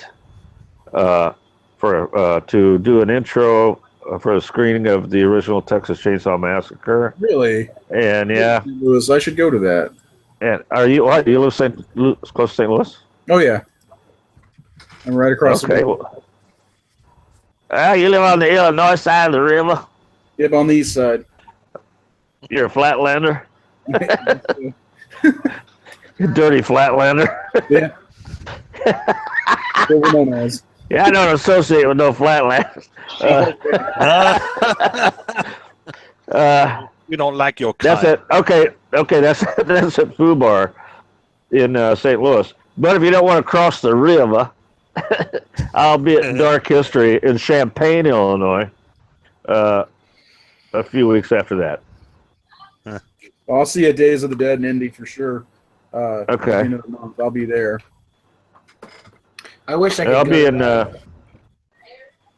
I'll also be in September. We're doing a thing. We're having a bit of a reunion in Bastrop, Texas, at something called Epicon. Who's going to be there? I'll be there. Ed will be there. Ed Gwynn will be there. Sweet. Alan Danziger will be there. Shit, I'm forgetting somebody. I know that Terry McMinn will not be there. She can't make it. That's in Bastrop, Texas, at the last weekend in September. Bastrop, It's called Texas? Epicon. Bastrop, where we filmed. It's where we filmed the Texas Chainsaw Massacre. Oh, okay. And it's being put on by the guy that bought the gas station. Oh, yeah, okay. I saw that What's they that thing? renovated it and opened it back up again. Yeah. So there's a con there that he's putting on. He and Ed Neal are putting on in September. And then I got Birmingham, England on Halloween. Busy. So I'll be out of the country for Halloween. Hey, going Good to see across how the the Brits are- pond. There you go. Yeah, it'll be my third time this year. I can't. Or Now, how long did it take the Brits to see Texas Chainsaw? They have very strict many film, years. It was. They probably didn't see it until the 90s, that goddamn movie. I think it was banned until like 25 years ago or something. Does that sound right? Totally. Yeah. Oh, no. I totally believe it. They're very, I very wouldn't be strict over there. surprised. With the video nasty list, I wouldn't be surprised. John, do you have a Facebook page or a web page that fans can go to? Anything like I that? have a Facebook page. Yeah, it's just John Dugan Facebook. I don't know. Yeah, I have a Facebook page. There you Also, go. I do sell some stuff Great. through my Facebook page. If you go to my Facebook page, go to my photos, go to the albums. Oh, okay, here, pal. If you're gonna blow out your camera.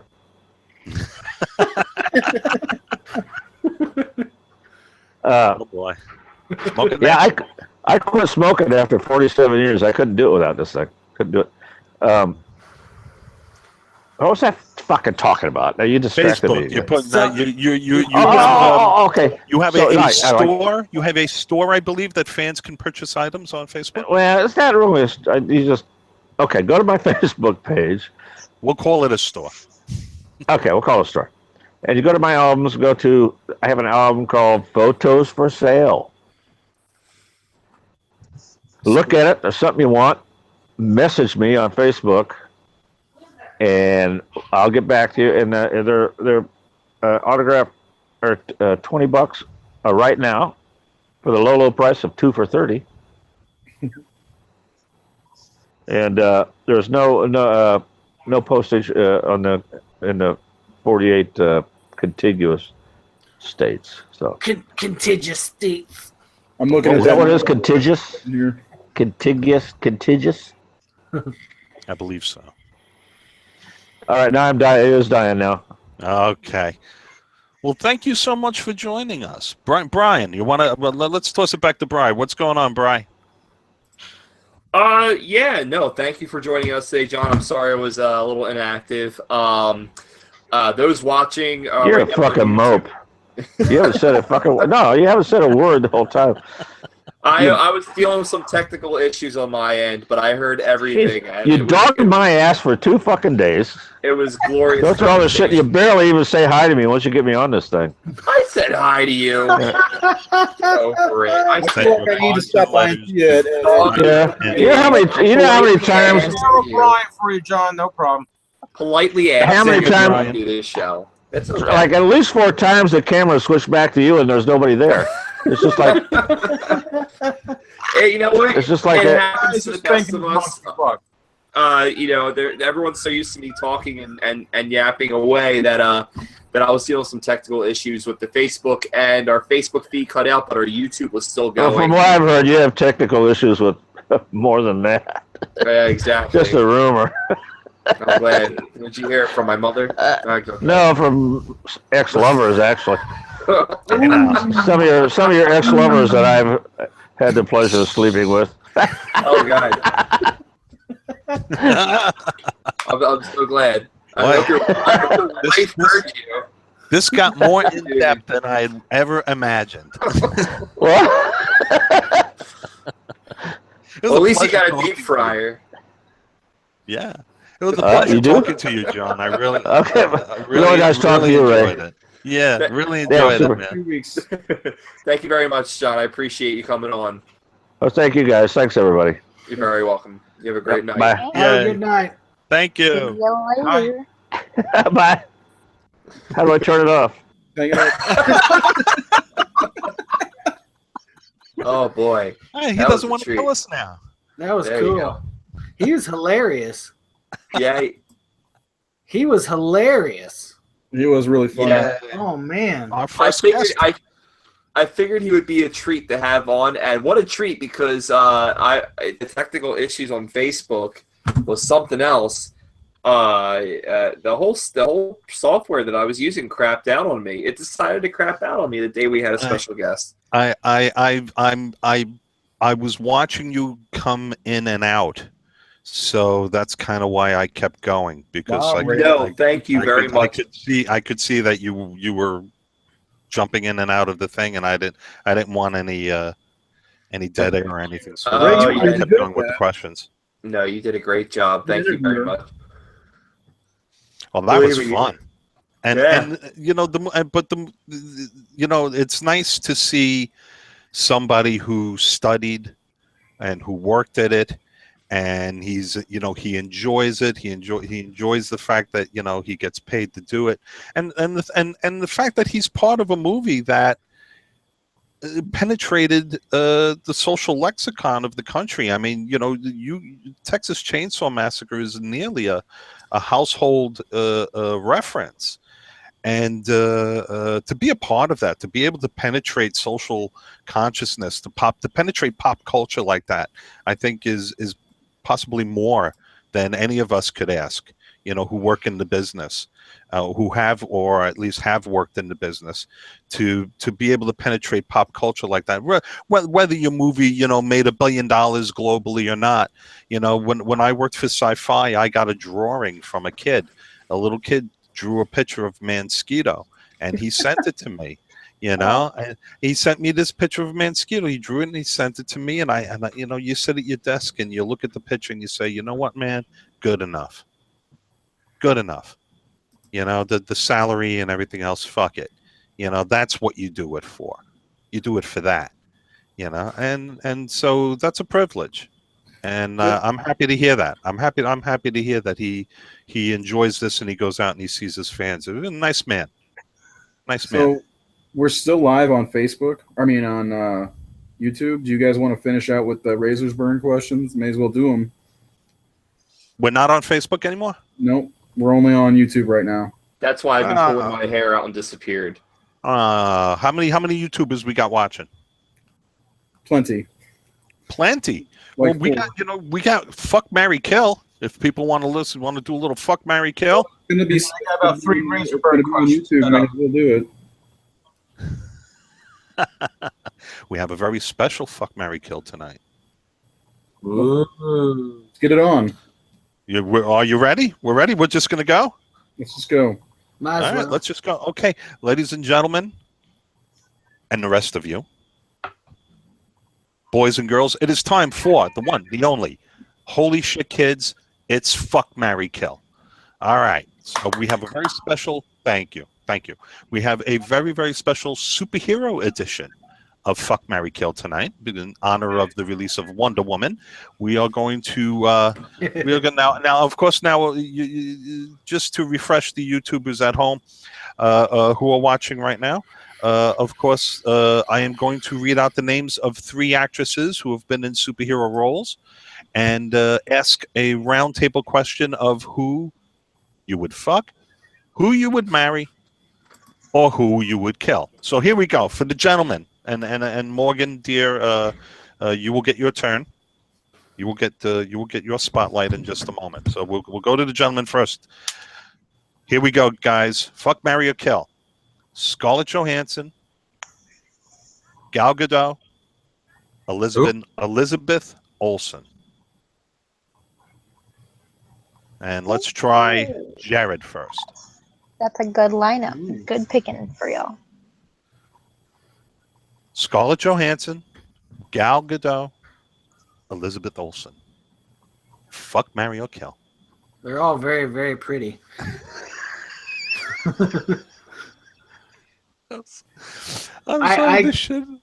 I grew up watching the Olsen twins on Full House, though. So I might go with the youngest Olsen as my kill. Is that the same? That's not her. Is that no? Scarlet Witch from that's her. Yeah, sister. She's the their youngest sister. Olsen. Oh, she's the youngest of the Olsens. Okay, and she's I'll go not a with twin. kill. You're gonna kill poor Elizabeth Olsen. Okay. Yeah, unfortunately. I would marry Scarlett Johansson just because she has a very, very good career in filmmaking, and she's very hot, and would be very, very helping and sustain my financial welfare.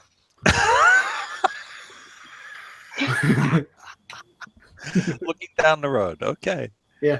And that means that you would. I would have to have just a pleasurable night with Gal Gadot because she's a Wonder Woman of sorts.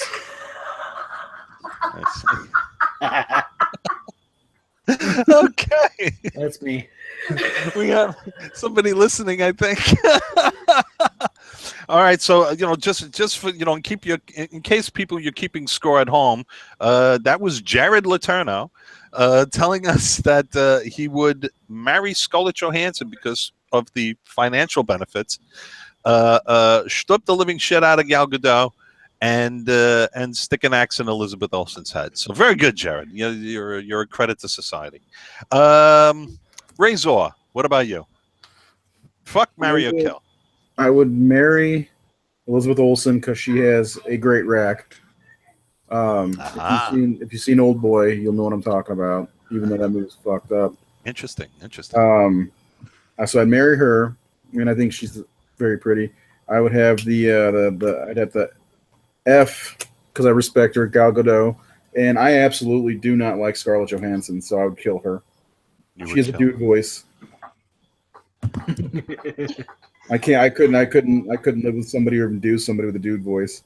What a dude voice. I just remember her from the nerdy character she played in Ghost World. Like I've been watching her in movies for years.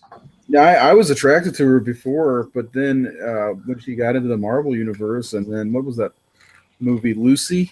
It was awful. Yeah.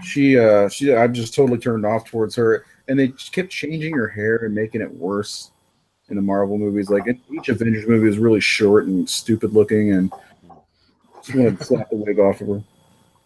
So man voice, that's sort of the line in the sand for you. There's a line in Captain America, the Winter Soldier, that she pulls up in a Corvette. She's like, "Hey, I'm looking for a couple of fossils. I'm like, ugh, get out of here, Bill and Ted. So like Kathleen Turner, Scarlett Johansson, you know, the husky voiced doesn't do it for you. But I'm into Elizabeth Olsen. She's good. All right. Insightful. Baron. No Skeletor this week. Baron, how about you? All right. Fuck Mary or Kill. First of all, and let's just put it out there, I don't watch any of the Marvel shows, X-Men, any of this shit. It's not hard. I ain't watching the fuckers. So let's just put that right out there now. And as for these three people, let's put it nicely. I'd be nice here. I don't know what the fuck I'd actually do. I'd probably like to kill all three, but all right. No, Baron, you don't get to kill all three. I'm sorry. You have to play. You have to play our game, Baron. I'm sorry. I understand. I said I would like to. Didn't say I would. I was going to play your rules, just with a slight Baron twist to it. All right. So the Olsen one there, I would kill with a fucking chainsaw, and make a really full house of blood, guts, and gore everywhere. Have a nice finger-licking moment there in honor of John Dugan, with a nice little barbecue kind of feel going on. So you got to have it really nice.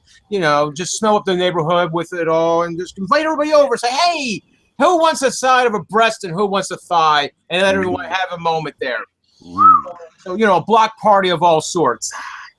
Now, as for the fucking, I'll take that, your middle choice there. Why? I never heard of her. Hey, so that sounds like a good one to choose. Gal Gadot. Gal Gadot is Wonder Woman, Baron. I have no fucking clue. I don't know. Fine, great.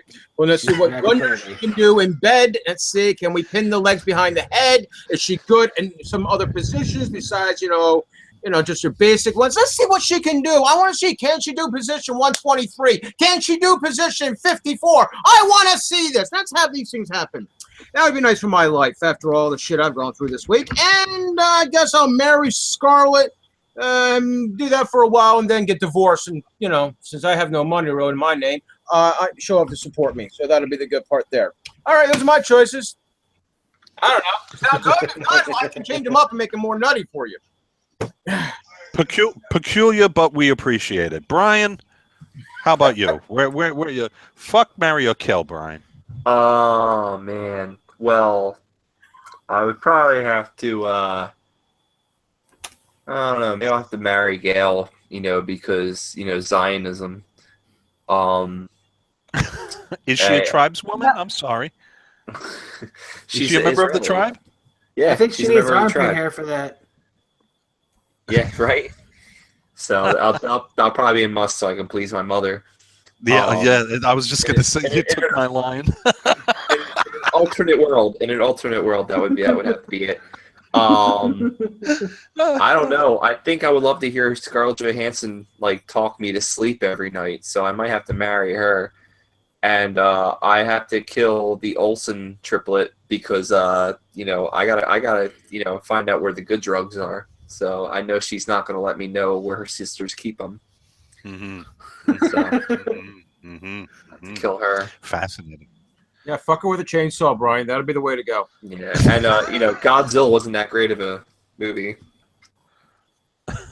Oh, that shows not the original, the one that she's in, the one with Bryan Cranston and the dude from Kick-Ass who survives every natural disaster in the entire fucking movie. Isn't Aaron Taylor Johnson in that too? And then they play siblings in Avengers. Yeah, they're brother and sister. Yeah. He dodges every natural and Godzilla created disaster in the entire movie. It's almost as bad as John Cusack in that one disaster movie. Gross Point Blank. The Day After Tomorrow? No, 2012, wasn't it? 2012. Yeah, 2012. Yeah, the guy can drive a limousine through a whole shit of a state falling apart. Yeah, okay. It was called Say Anything. It was a disaster movie. Day After Last Sunday. I think it was Day After some shit like that. So what was that? Brian, you lost me. You rambled. Where who are you fucking? Who are you marrying? And who are you killing? I have to F Gal. I'll have to M Scarlett Johansson. and I'll have to kill the Olsen triplet. Okay. Okay. Very good. Very good. Now, as for myself, before we get to Morgan, as for myself, I, like many of my other colleagues, feel the need to kill Elizabeth Olsen. I'm not entirely sure why. Somewhere perhaps in the dark recesses of my mind there's a reason, but I can't express them here right now in front of all of you, particularly on YouTube. I like older women, so I would definitely have to sexually disappoint Scarlett Johansson. And then I would marry Gal Gadot. And I tell you why. Because she's an incredibly young lady, and she would take care of me in my old age. So, again, using Jared's philosophy of looking down the road. So, yeah, those would be my choices. Now, Morgan, I know you've been sitting there. I'm ready for this pensive yet excited, wondering, curious who the choices will be for F, marry, kill. We have disappoint me with these choices because there's a lot of good choices here. There's, you know what? I consulted with my long-suffering wife, Mrs. Rayzilla, on these names. And of course, she told me to shut the fuck up. So here we go. Chris Hemsworth, Chris Evans, Henry Cavill. Oh, I already know what I'm doing. F marry, okay. kill. This is easy. I already know what I'm doing. I'm killing Henry Cavill because I don't really care about him. No. He's dying. She likes blondes. That goes to prove it. So the Brit doesn't stand a chance, huh? Is it the accent or what is it? No, I'm not a big fan of Superman in general. So, and I don't even think I've seen Man of Steel, wait, how many movies is he in? See, I don't even know. I'm not about that Henry Cavill life. So, yeah. And then don't hate the play, you hate the game, but okay. So he dies a horrible death. Yeah. Well, who's next? Yes. I guess I'm gonna. She's a Cap girl. No, Chris. Yes, Team Cap all the way. I'm marrying Chris Evans. I've been in love with him since before Captain America, actually. Since he was, I always forget his name. The guy from he played Jesus Christ. Fantastic. Johnny Storm. I didn't know he played Jesus Christ. And Fantastic Four. That's not on his IMDb page, man. But he is a great human and a beautiful human, and I'm gonna marry him. And then I guess that means I'm gonna. I can see it in your eyes. I knew Chris it. Hemsworth. And I think majority of female America agrees with you. Chris Evans has quite possibly one of the sickest bodies. That man is cut like insane cut. Chris Evans. I mean, you don't see guys that cut in the movies consistently. I think he has a reputation on the set for just out muscling everybody else in the cast. So, well, then there you go, kids. So Morgan chose to F Chris Hemsworth, going to marry Chris Evans, and poor Henry Cavill, the Brit, gets the axe. And there you go, Brian. That was tonight's segment of Fuck, Marry, Kill, brought to you by the National Council for Churches. Back to you, Brian. Okay. All right. Well, I'm completely. I do apologize to everyone who's watching out there. I've been dealing with a lot of technical issues today. I'm still dealing with them. I am a terrible host tonight. No, you're not. Those who are watching know that this is the blue moon that I wish wouldn't happen. So I am fighting everything I can do against, falling apart right now. But yeah, so I guess that's it, right? Is that the end of the show? Well, we have Razor Burn. We'll It's a- review the Texas I got Chainsaw some Massacre. questions if we want to do them. Someone's got to take over Razor Burn because I got the questions. thank you. All right, so here we go. Question number 1. Are you looking forward to the new Leatherface movie that's going to hit in October? Oh, I see Jared giving me a nice shake there. I'll wait on him. Let's go with Rayzilla. He loves sequels and prequels.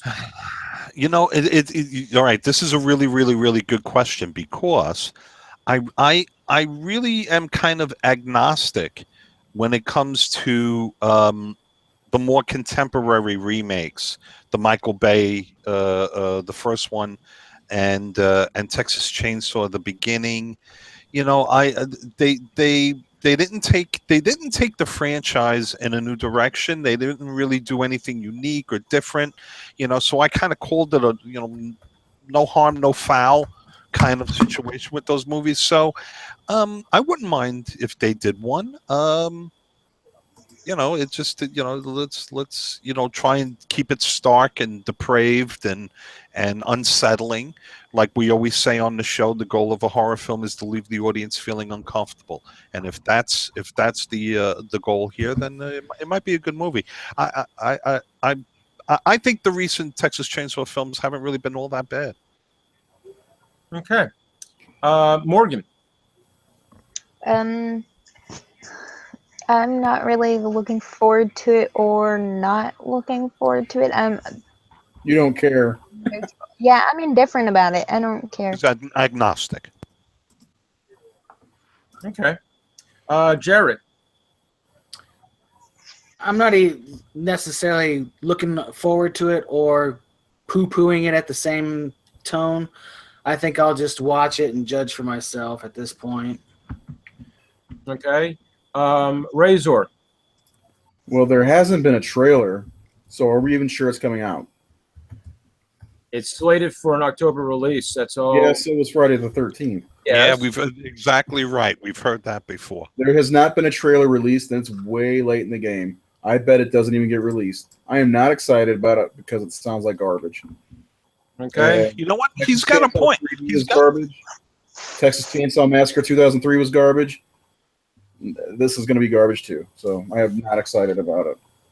No, he's got a good point. But think, what is it? It's late June. There's less than 4 months till release. If you're shooting for an October date, you want to at least within, I think, before the summer's out, because you want to take advantage of summer, theater activity and these tentpole films that come out. There's a lot of eyeballs in the theaters right now.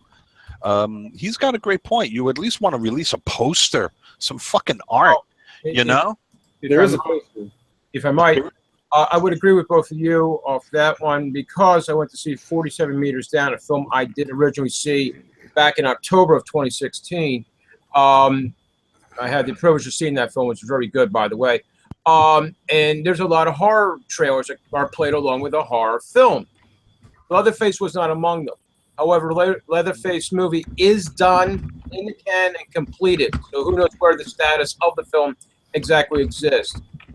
Don't want to ignore anyone, so let's go to Brian, who's having a mental meltdown tonight, or tech meltdown. So, Brian, what's your thought?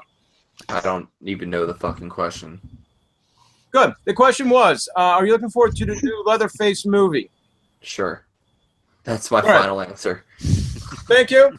All right, next question. Why do you think real murders are so popular in horror films? I mean, Leatherface is based off of Ed Gein. You've got other killers out there. We've done many horror films that have had real murderers as their influence for the popularity in horror films. Give everybody a moment to kind of think about this. And Jarrett seems to be doing a pouty face, so let's go with him. I actually love true crime. The Black Dahlia in California. Like, ever since I was a teenager, I was obsessed with learning about true crime. So, anytime that is actually an influence in the movies, I think it adds to my interest personally, because I know that crazy fucked up shit happens in reality and not just in the movies. Okay. Let's go with Razor. That's a good question. I'm not sure I even have an answer as far as why I or people in general like seeing. I just like Jared. I'm very interested in like serial killers in general. Just I don't know. I guess it's intriguing to find out why or even what they've done. You know, watching documentaries on Dahmer, the big ones. You know, Motivations. Yeah, it's just more getting into the psyche of the killer is what I'm interested in. Even though, like with Texas Chainsaw, you really don't get into that too much. You just get to see how fucked up they are, and even so, I like to see train wrecks, if that makes any sense, of people. You know, Mm-hmm. well, I like watched. that too. I know what you mean. Watch TLC or whatever that channel is with what's that show? Intervention and you know the hoarders and all that stuff. That's why I watch that stuff because I just like seeing how insane people can get. Okay. Answer. Morgan. Well, I'm kind of the same as them too.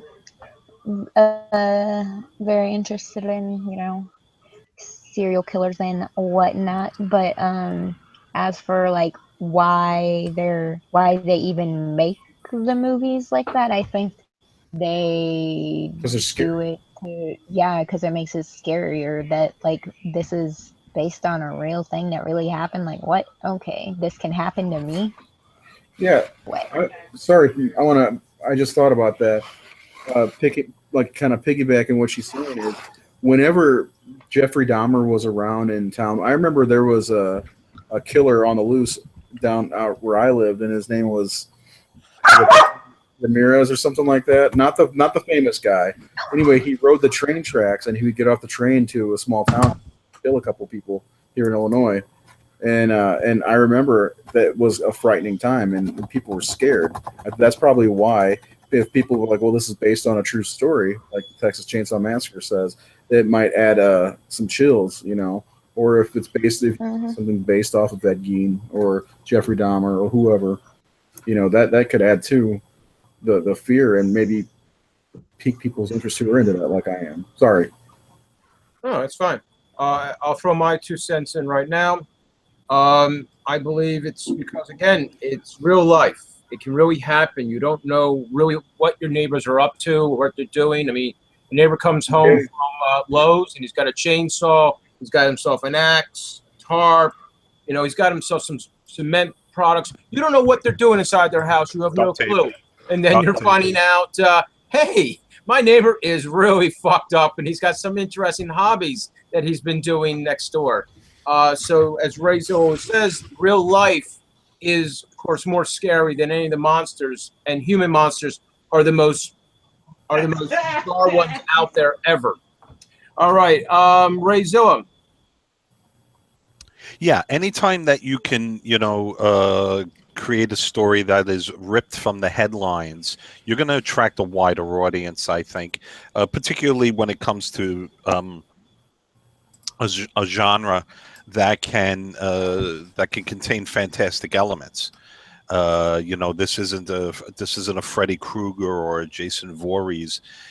These are people who actually lived, and again, so I think that you'll find a larger percentage of people will lean into something that's ripped from the headlines that they've read about or works within their frame of reference. They're more likely to lean into it than maybe a horror film that is more about a ghost or a witch or something like that. So anytime you could do something that's ripped from the headlines, I think that it attracts the attention of the audience. Okay, and Brian. Hey. The question was, why do you think real murderers are so popular in horror films?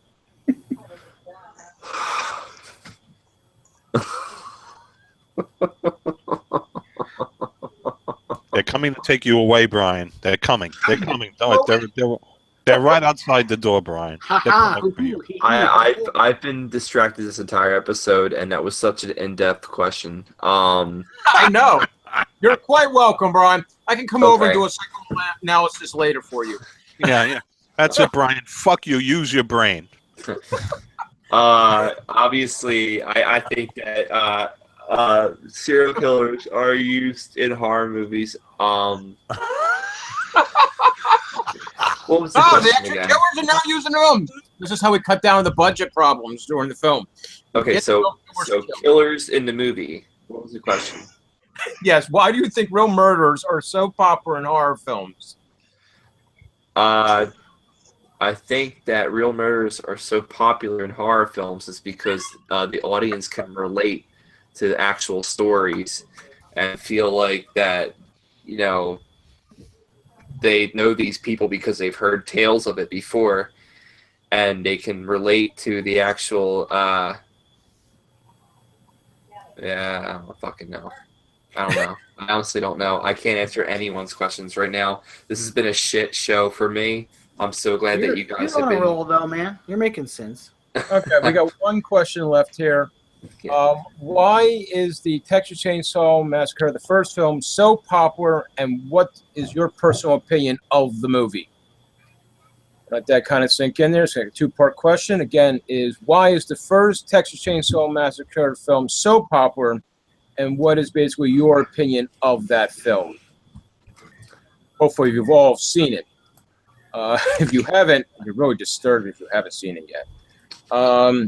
Rayzilla, we seem to be giggling there for some unknown reason. His hands are down. We can't see him, thank goodness. Why does it work? You know, it works. Sometimes you just get lightning in a bottle. You know, there's a lot of things that work for the movie. Let's just start with the title. The title alone creates an image in your mind. So you already see the chainsaw. You already smell the gasoline. You already see the smoke. The title alone grabs your attention. You immediately want an answer to this, and thankfully the film delivers.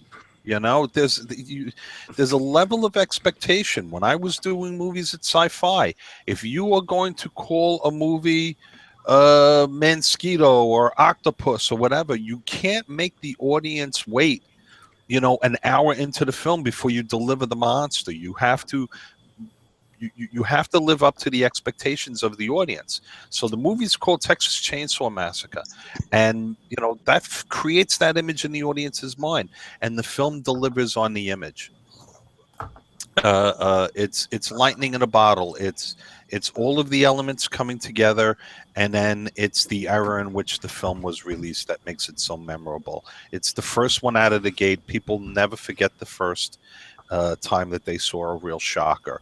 And Texas Chainsaw just delivers the goods, and that's why it's as popular today. That's why they still remake it, because it delivers the fucking goods.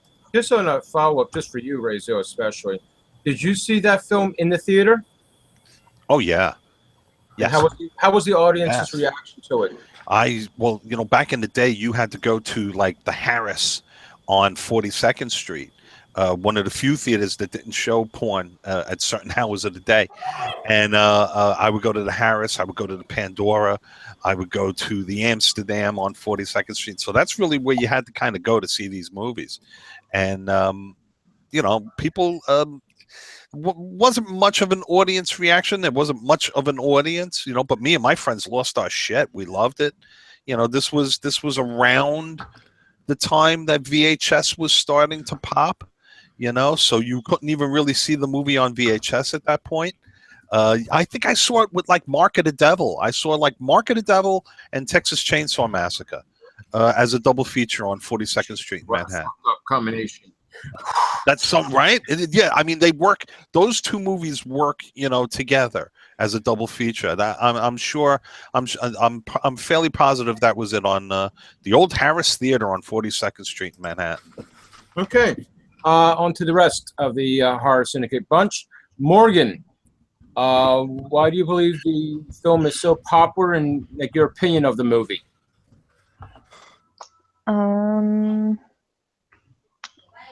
Because it got people talking about, and well, okay, I don't know what the deal was with the original one, but like whenever it came out and what the way people talked about it, but growing up, like when I was little, people would always talk about it because so we'd always talk about it and be like, talk about this killer, and we're like, it was real, it happened, and blah blah blah. It got people talking and believing things, and it's so that's why it's still so popular, because I think people don't know that, like, who it's based on, and they think that like this is like, it's like what happens in the movie is like really what it is based on, and not like they don't know that it is a very loosely based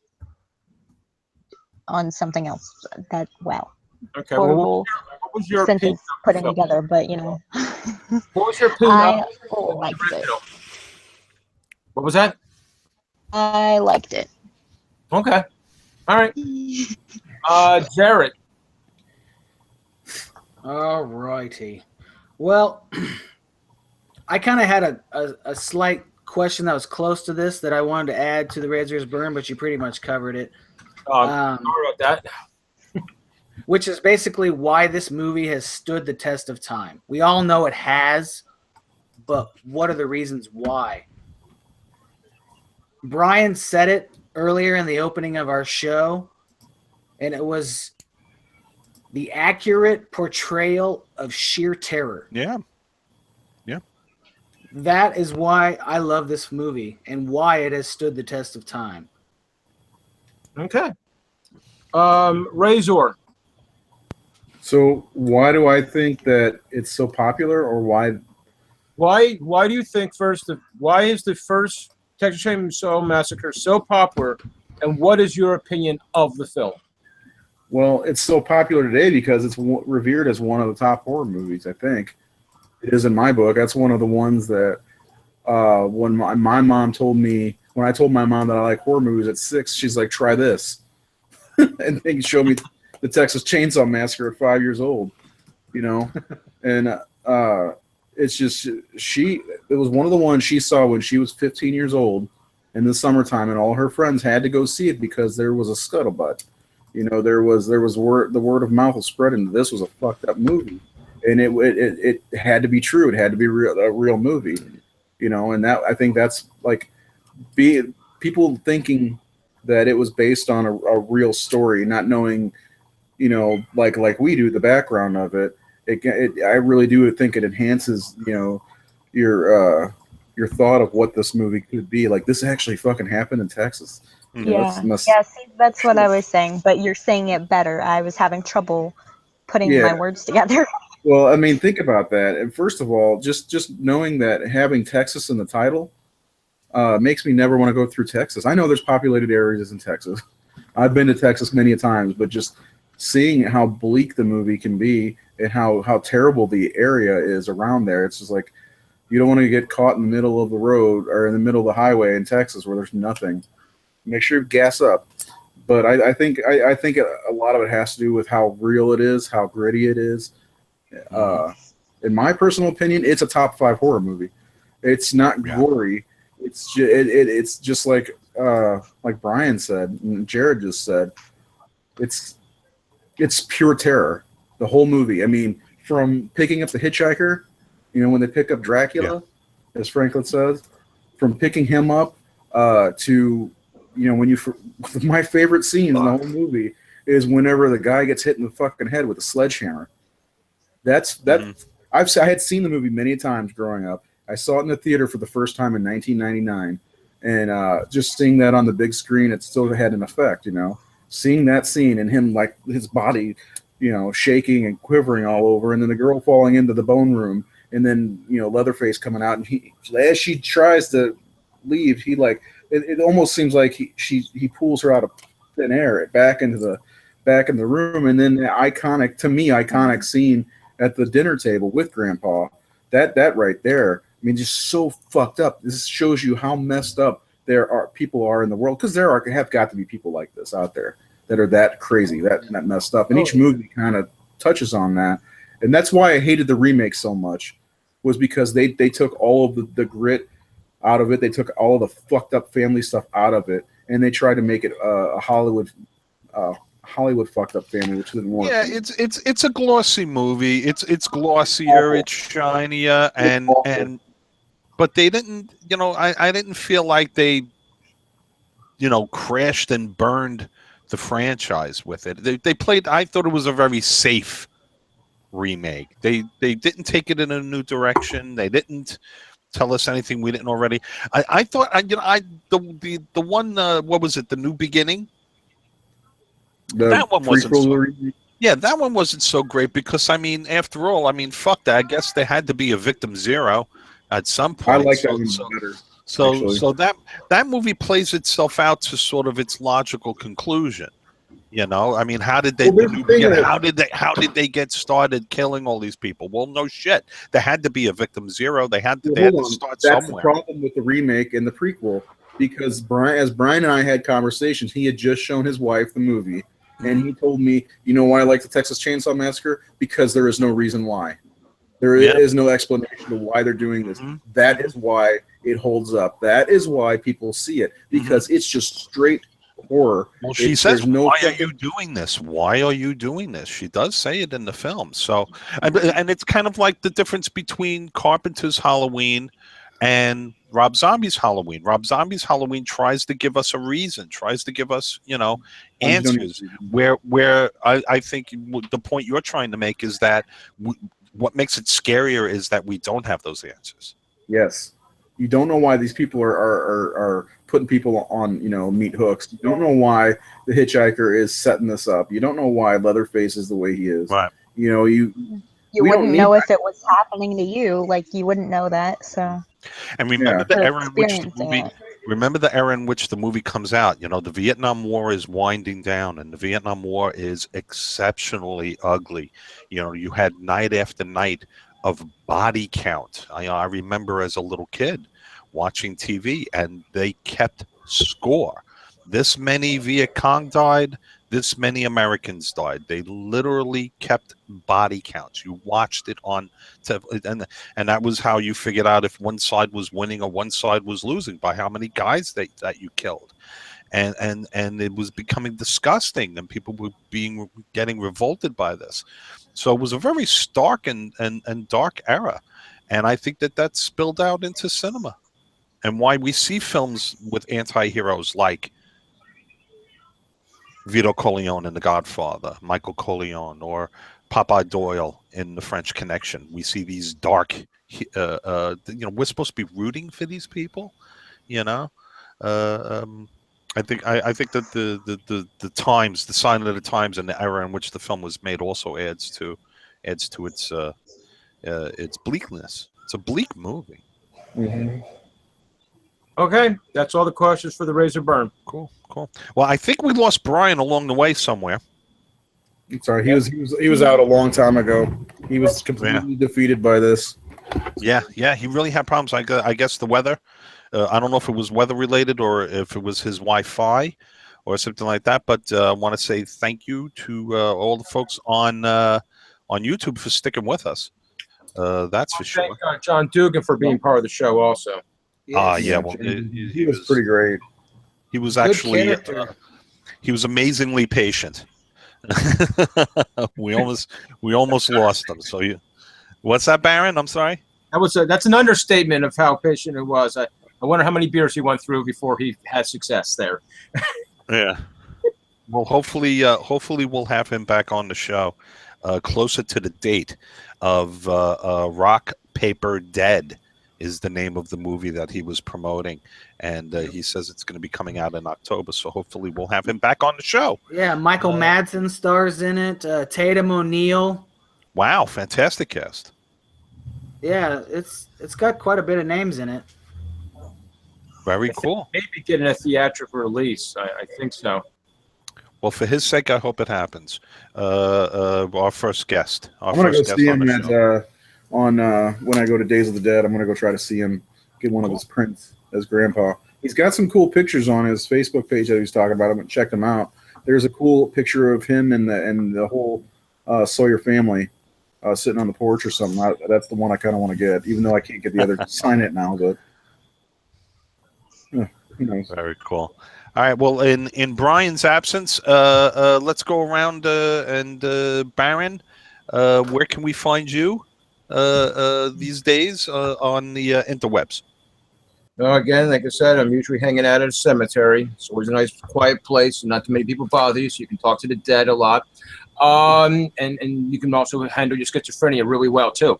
But you can also look me up on the Twitter there on Baron_Craze, and of course on Facebook under Baron Craze, and the Baron's Trip is also found on Facebook, which is on Friday nights at 6:30. So tune in for a 2-hour mayhem-filled show.